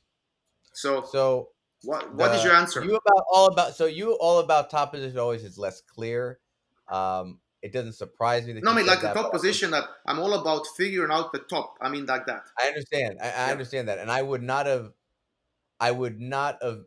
I see that, and I don't. I'm not surprised, but I would not have immediately thought that when I Yeah. watch any of you, all of you talking. It's always been, how do you get better at being on top? We need to make the defense better, but then you've always talked about the defense. Now, I do know that, again, based on what you've said, a lot of your defensive postures. Let's use uh, any of them. There's this implicit assumption that you don't spend as much time on because it's less common, but it's actually a very important reaction, which is, well, how do I get up? Well, the getting up is not so important to me because I'm basically making it hard for them to get into this trench. So if they have to make bigger and bigger movements to do that, they're giving me bigger and bigger spaces to get out. So for example, if I'm trying to dig an underhook and I can't do it without relieving pressure, now I'm going to come up and try to really, I'm going to come up and I'm going to punch this underhook through. God damn it, because I'm going to Yes. get it. Well, I've already come all the way up and you're out. You're gone. But You're not gonna be a fool and be like, all right, I'm just gonna let this and guy drop. secretly, this is your answer for MMA. Well, that's what I figured. This is you're gonna think is by doing that. However, if someone is let's just assume that we're in a bad position in MMA. I'm in side control. Do you not think that there is still risk for short punches to do significant damage to your face? Because I know I'll add one more thing and then Yeah, I'll let you yeah, yeah. talk. No, go, go, go. Is um classic jiu-jitsu punch block series from closed guard, right? The last thing they want to do is punch, because if they punch, now suddenly you blocked it. What was a controlling arm now is framed, and you can get your shin in there, and now you can Yes, do triangles and all this stuff, right? yes, So, and I when in MMA class, like you don't punch from these positions because you think it's a good idea, and then immediately now your arm is all screwed.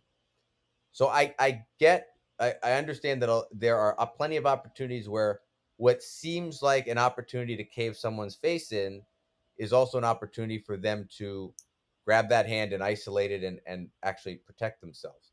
yes. But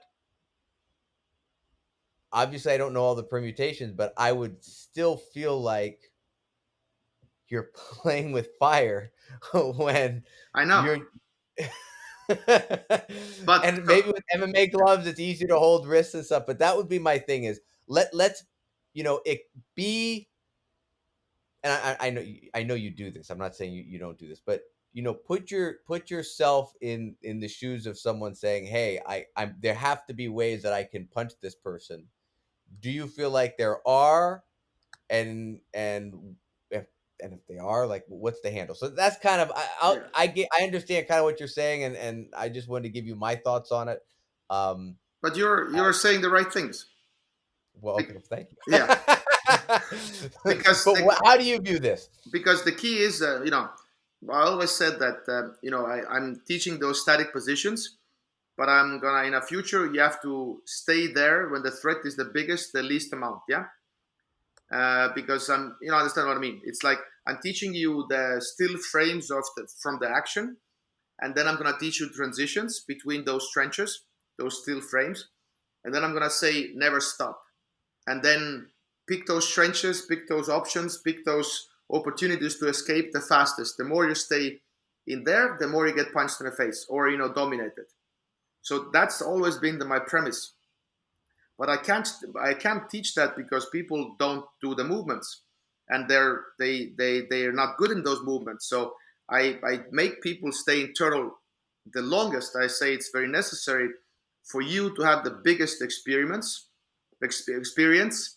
to be calm and to pick under stressful situations. You have to pick the right answer the fastest. Yeah. So to pick up the right answer the fastest, you have to have the biggest experience, recognizing everything.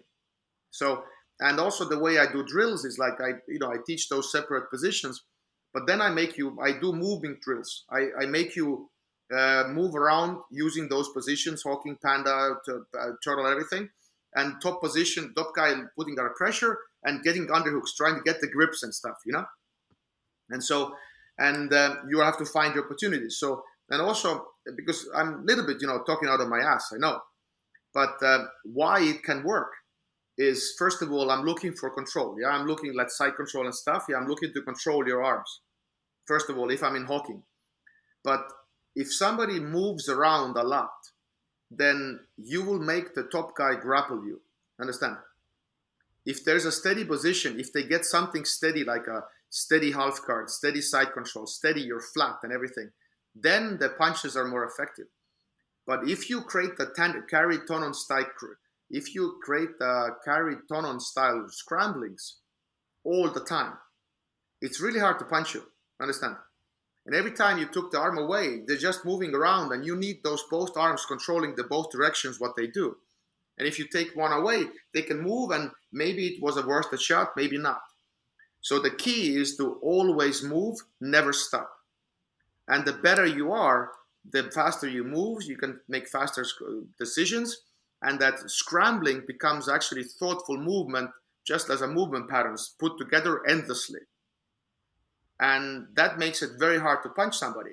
And if you make them always move, that's why I said also my style eventually, style will be better for competing, also for recreational people, because yes, we start with static positions and people get really comfortable in them, and that makes them lazy, and they want to stay there, and they're annoying. People tell them. But the key is you can overrun that habit with drills. That's what happens when people train those things independently in a gym, and nobody forces them to do it with drills. They just pretend to be there safe, and there's no environment because nobody teaches them. But when I do seminars, it's as soon as they know positions, I will make the movement drills.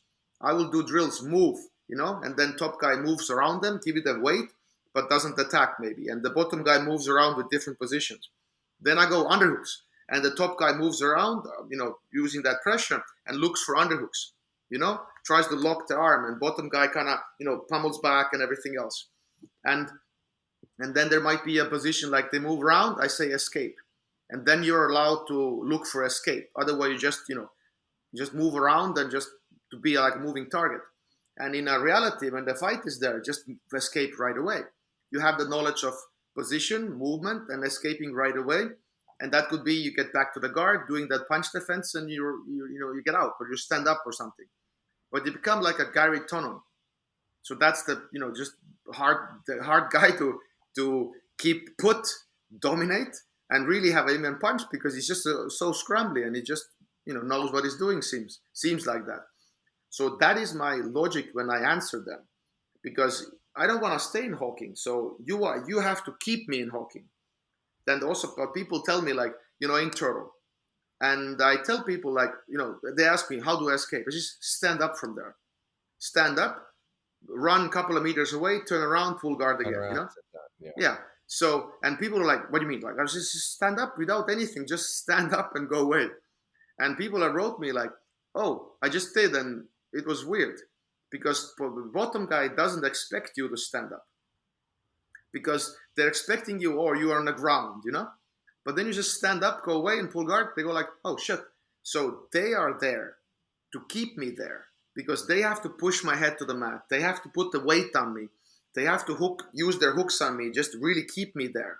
And if they're not, I just go away. So it's always been the case. If you cannot hold me there, if I'm in hawking, and if you take the weight away, I don't have to be there. I'm not going to stay and look at you and you're going to punch me in the face. I'm always having that pressure that you have to hold me. And when you release, I'm gone. So, and during that release, you can't punch me. And I will tell that's MMA, or that's boxing. You will get hit in the face. In boxing also, you get hit in the face. But the question is how and when and how much, what's the amount?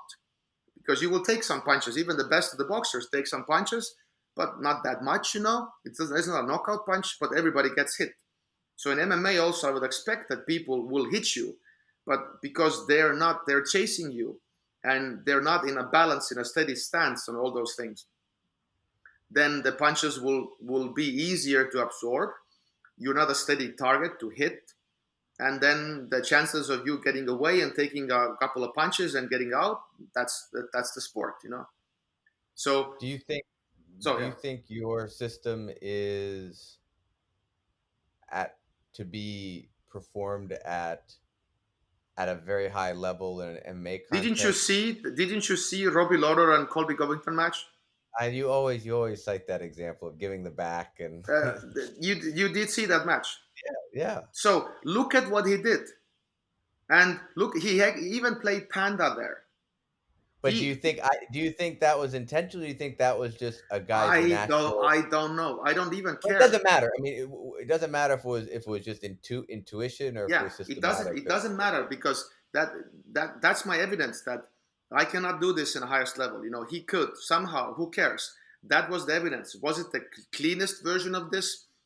Who knows? I saw that Colby, the guy who could smash, if he could smash your face, he would do that. He couldn't punch him. And Mhm. he did Panda, defended his choke with, no arms, kind of. He just was like, I was like, dude, Colby would just smash your face if he could. So, So and every commentary was like, oh, yeah, he's in trouble. I was like, no, he's not in trouble. Everything is good. And most people miss that. And they just go like, yeah, Robbie lost that match. I was like, God, this was evidence. so do you think that this system in MMA is potentially too demanding cardiovascular wise No, because it's encouraging no, scrambles? no, Okay. no.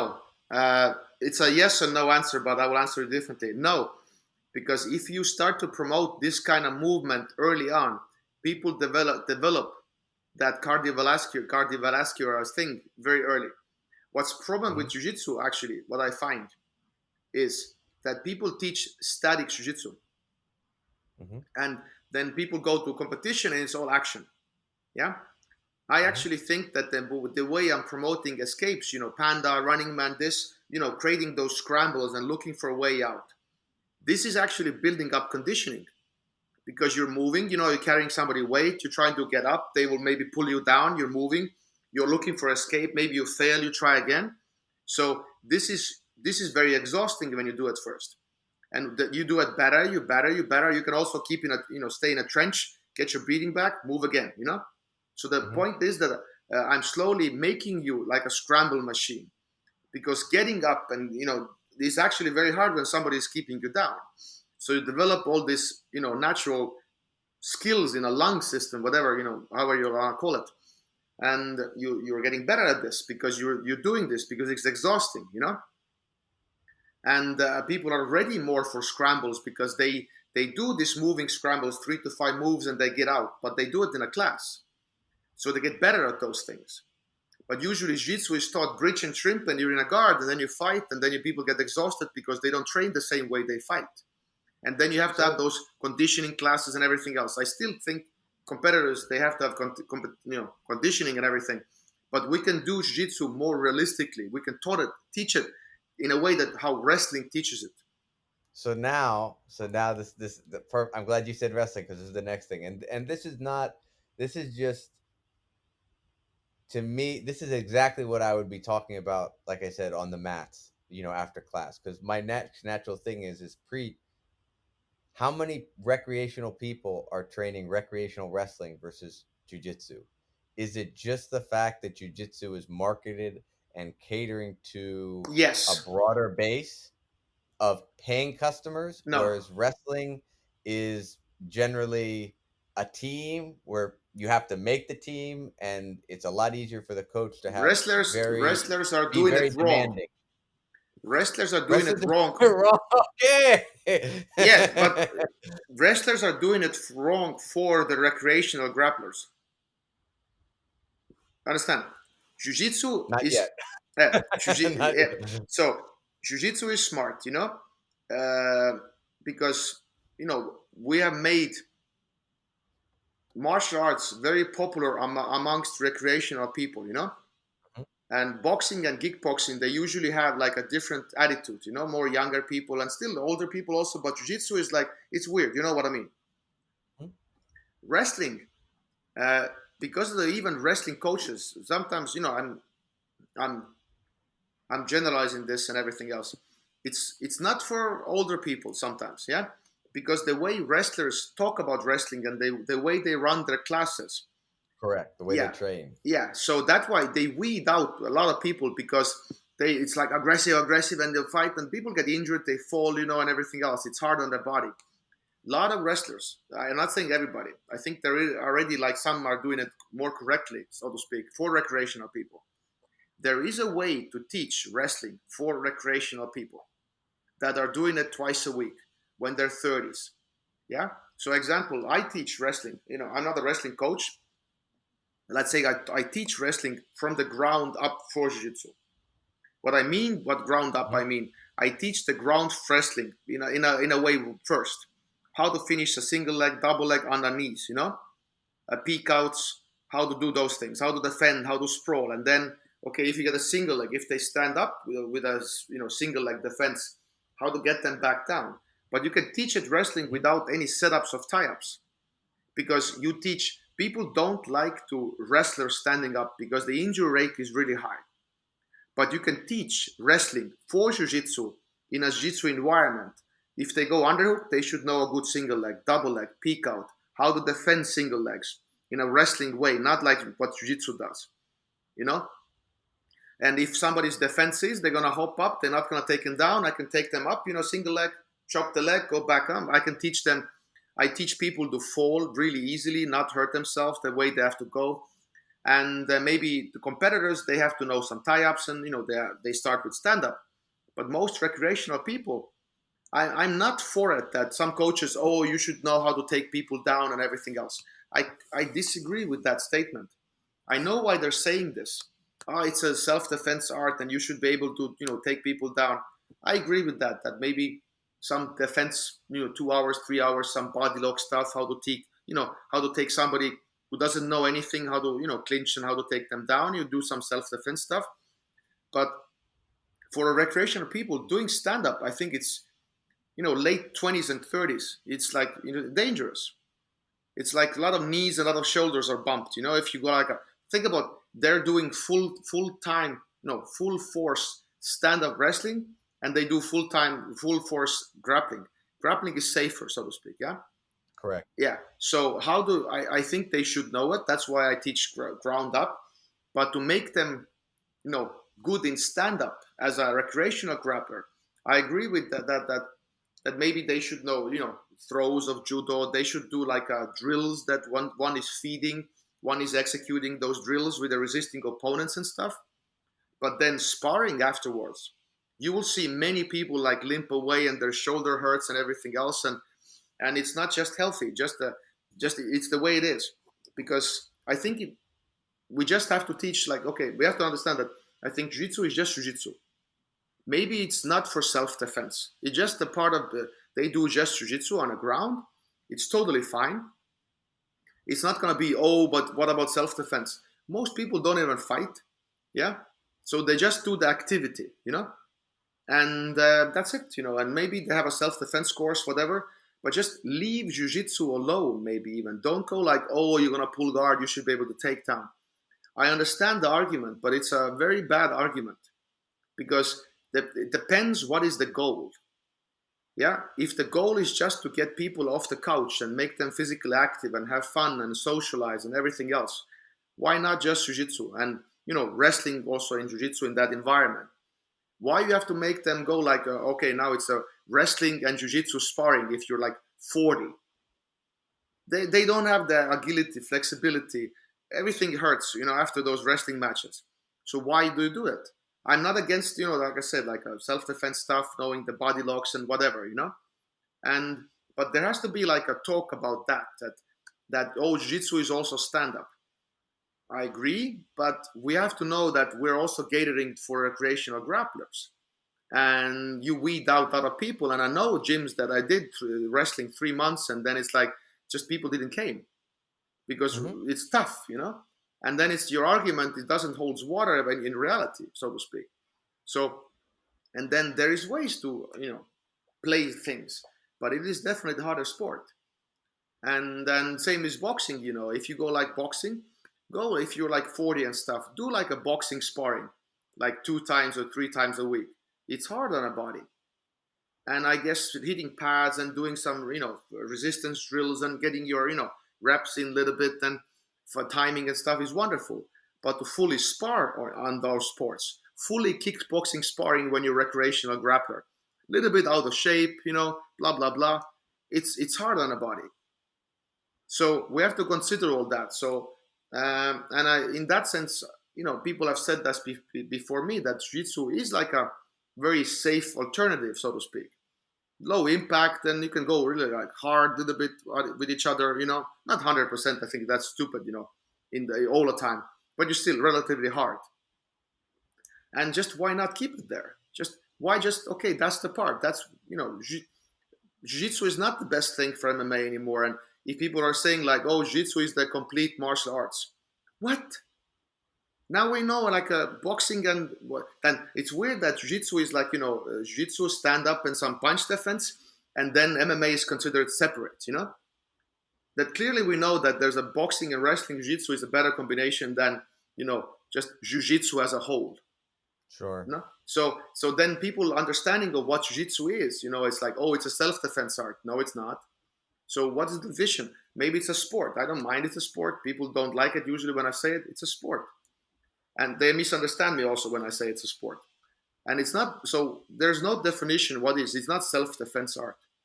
So just leave it be and use it as it is. Some people want to do it for self-defense when it works. I think just self-defense argument is very like a, rabbit hole for people. And they get stuck in there also. Because it gets marketed a lot because, jiu-jitsu is the smaller person can overwhelm a larger attack. If bigger person is a stupid one. Yeah. If bigger person knows also, if bigger person knows also jiu-jitsu, it's like also done. Oh, yeah. No, but I mean, the thing is even with jiu-jitsu growing in popularity, if you take a random person off the street, I think I have a 90% chance of finding someone that has no idea what jiu-jitsu so is. That's why wrestling. Yeah, so that's why I know the takedowns in a way has to be there, but I think the argument right now or discussion is wrong in that sense I think so much bashing going on in the internet about, oh, the stand-up has to be there and we have to do stand-up and stuff. I think those people that advocate that, I think the argument could be, they're a little bit, like this. And I think they should understand, and their argument about what jiu-jitsu is also is like, I think jiu-jitsu is this or something. Yeah, just You could argue it both ways. So I think I wish those people who argument their things better, because it's, if you just make an easy counter argument, they're like, oh yeah, they don't lose, but it's like then they have to change their argument and everything. But just leave it be. Why not? Just gonna be a lot of things. Just it's not defined. Some people do this, some people, but who cares? And judo is judo self defense art. Is judo a self defense art or a sport? I think if somebody grabs you and they know judo, they will throw it on your head. Clearly self defense, and then on the ground. So is a sport. I don't think it's bad to say judo is a sport and self defense art. When you say jiu-jitsu, guys, jiu-jitsu is a sport. And so some old schoolers, no, it's a self defense and it's traditional, and it's like, no, why is a sport like a bad mouthing it? No, sport means it's good. It works. Mm-hmm. So why is that a bad thing? Well, isn't jiu-jitsu, I think a lot of that is how it's been marketed, especially with the Gracies starting in the 90s. But to me, isn't what makes jiu-jitsu kind of special is that there is a guard, and we do emphasize submissions, which I know catch wrestlers will say. And me personally, I think I use the word jiu-jitsu for ground fighting. That's how I look at it. I think saying Brazilian jiu-jitsu is a little limiting. um Yeah, I'm not talking about the whole Keenan, like, well, it's not Brazilian jiu-jitsu, it's not American, it's jiu-jitsu. I'm not talking about that. I'm just talking about, to me, uh wrestling techniques, that's jiu-jitsu.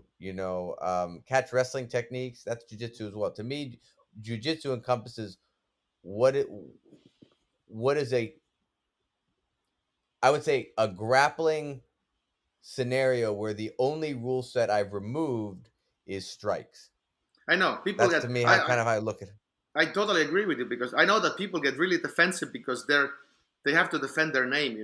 People like, oh, it's catch wrestling. Who cares? Why the name matters? If you say jiu-jitsu, I don't feel offended. No, no, no.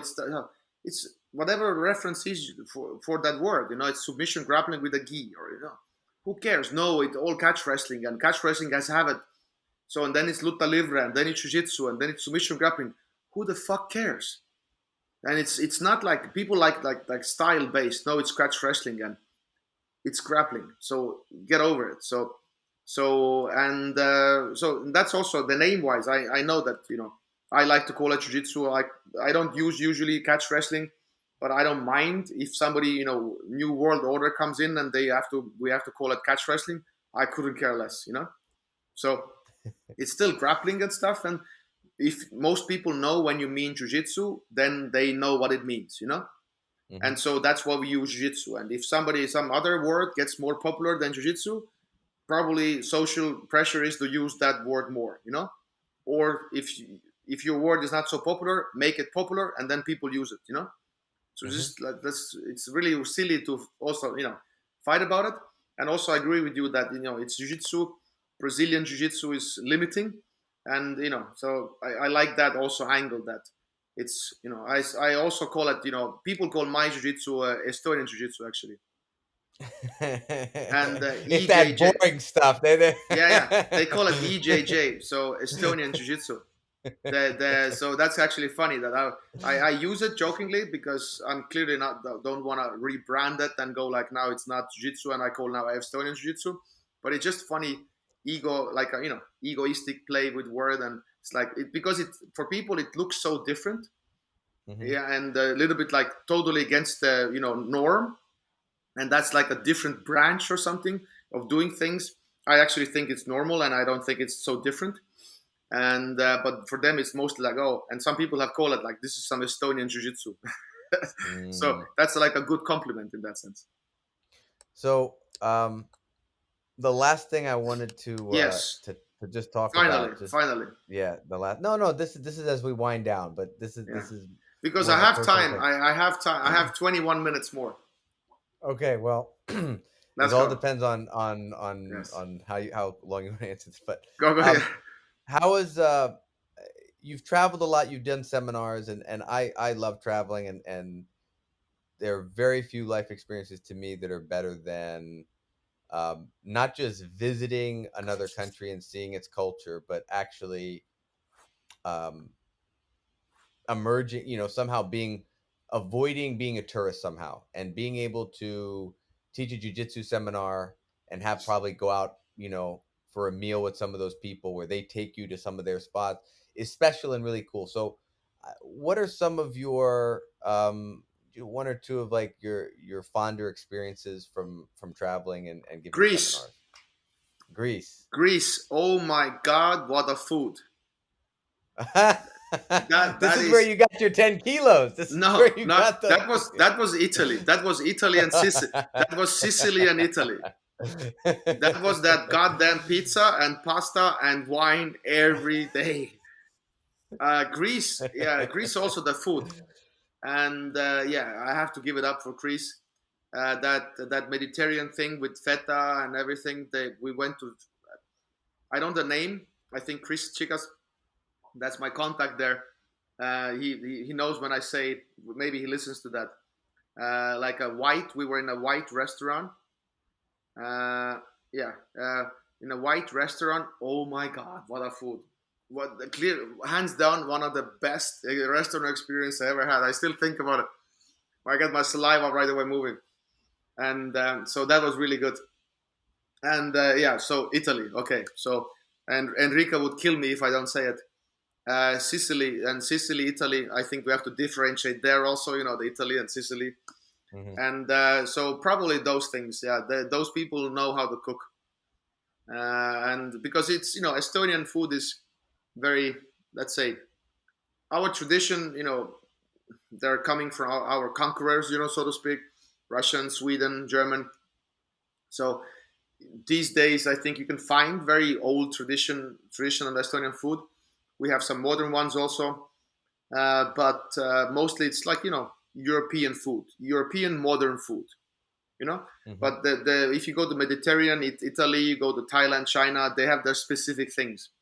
So it's very exotic to me, and I clearly enjoy the good steak and stuff wherever made. But if you would ask me like this, then probably those people they know how to somehow enjoy their food way more than their northerners. They they do this. And what else? Yeah, okay, I will yeah keep those do. I will make those guys happy. I really enjoy. And also we were I think right now we were in Italy a couple of weeks ago. So so yeah, those the pastas, the pizzas. I don't know. Just it's not good for your kilos. I'm not saying for your health. It's not good for your kilos because you really have to manage how much you eat because it's easy to overeat. So it's not like the food is bad, but it's just like it's easy to overeat with those things. So you have to really consider. But yeah. So What traveling, was it yeah, like at yeah. what Sorry, was it like at the castle camp? Because that was you referenced Italy and you guys were at this castle camp and um, dude, it's a you know castle.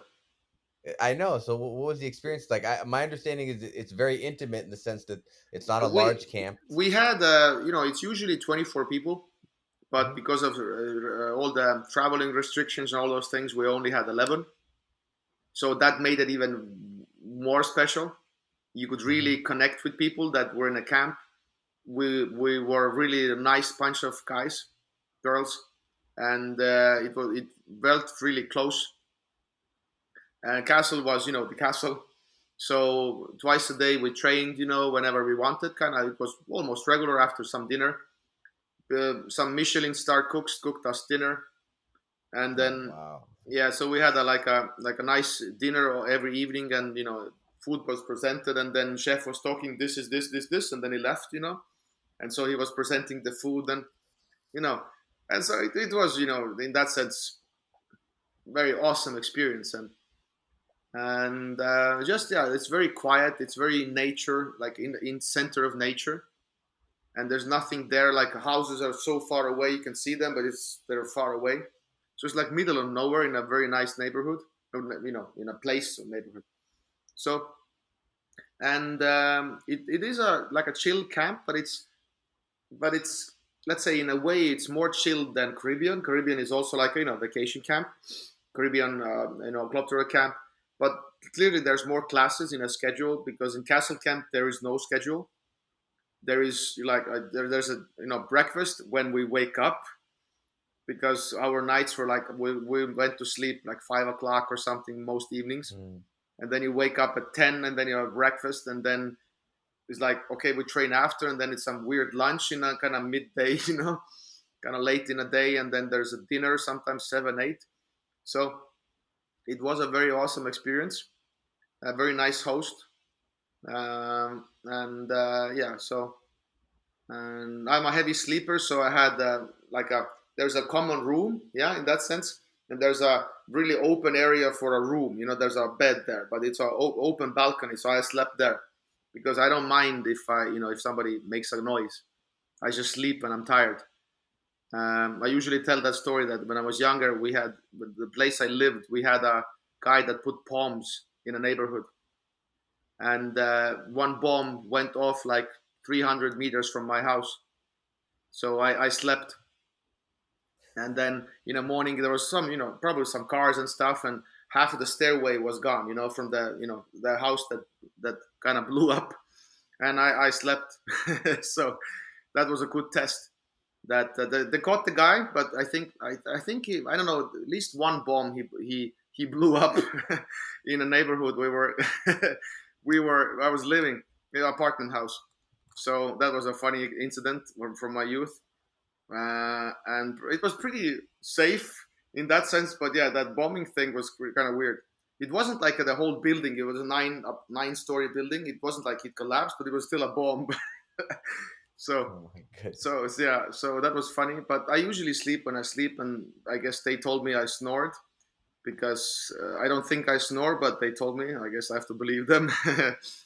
And then yeah, so overall, only good experiences, good interaction with people, rolling outside, and just that's the amount of people. It had to be that small, but the amount of people and just the connection to everybody can talk, and nobody feels excluded. So definitely, and I think Christian announced next year's Castle Camp today, I think, or yesterday. I believe So so. Yeah. yeah, so I already signed up myself.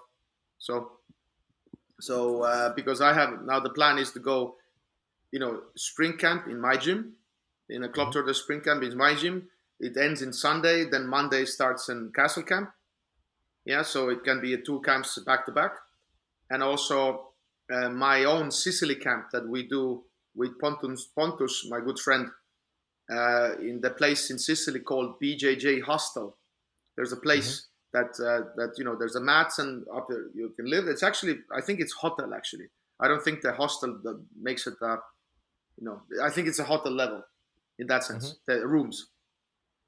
And so after the let's say Castle Camp is Monday to Friday. Then the weekend I have free. Monday, Tuesday is free, and Wednesday starts the camp till the Sunday, the Sicily camp. So probably 4.5 days I'm somewhere in Italy. My this year's Italy tour got cancelled because of the Corona, so I might set it up if people are still interested. Then, if the world is normal, and we'll see what happens. If people can travel and everything, so it's still it's nice to make plans, but actually nobody knows in that sense. Okay. So Yeah. so Preet, where can people find you online? Just go through Oh, you're the gonna end how that to reach you. suddenly? You're gonna end that Well, suddenly? I mean, you have 20 minutes. I don't want to No, I don't want to go off I the have clock 12 here. more. I have 12 more. So All just right. I have Well, to take visit your time. my. We go to the visit my wife's parents and stuff. So Well, so we can't have you late for that. yes. That's you can't Anyway, be late yeah. for It's that. good to with you. I think it's good to make it a stop also, because we know we can talk 4 hours.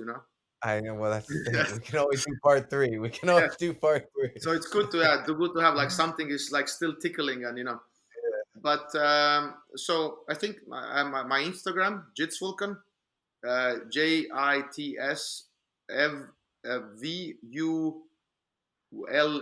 yeah, with a K, C Vulcan. So Jitsvulkan. So Instagram, my Facebook is Priit Mihkelson, not Mihkelson.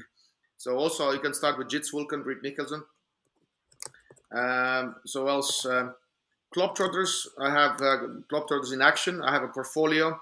You can find there in action thing there, and my name is on a coach's list, and you can see my free stuff, 21 videos, pretty one of the biggest portfolios there.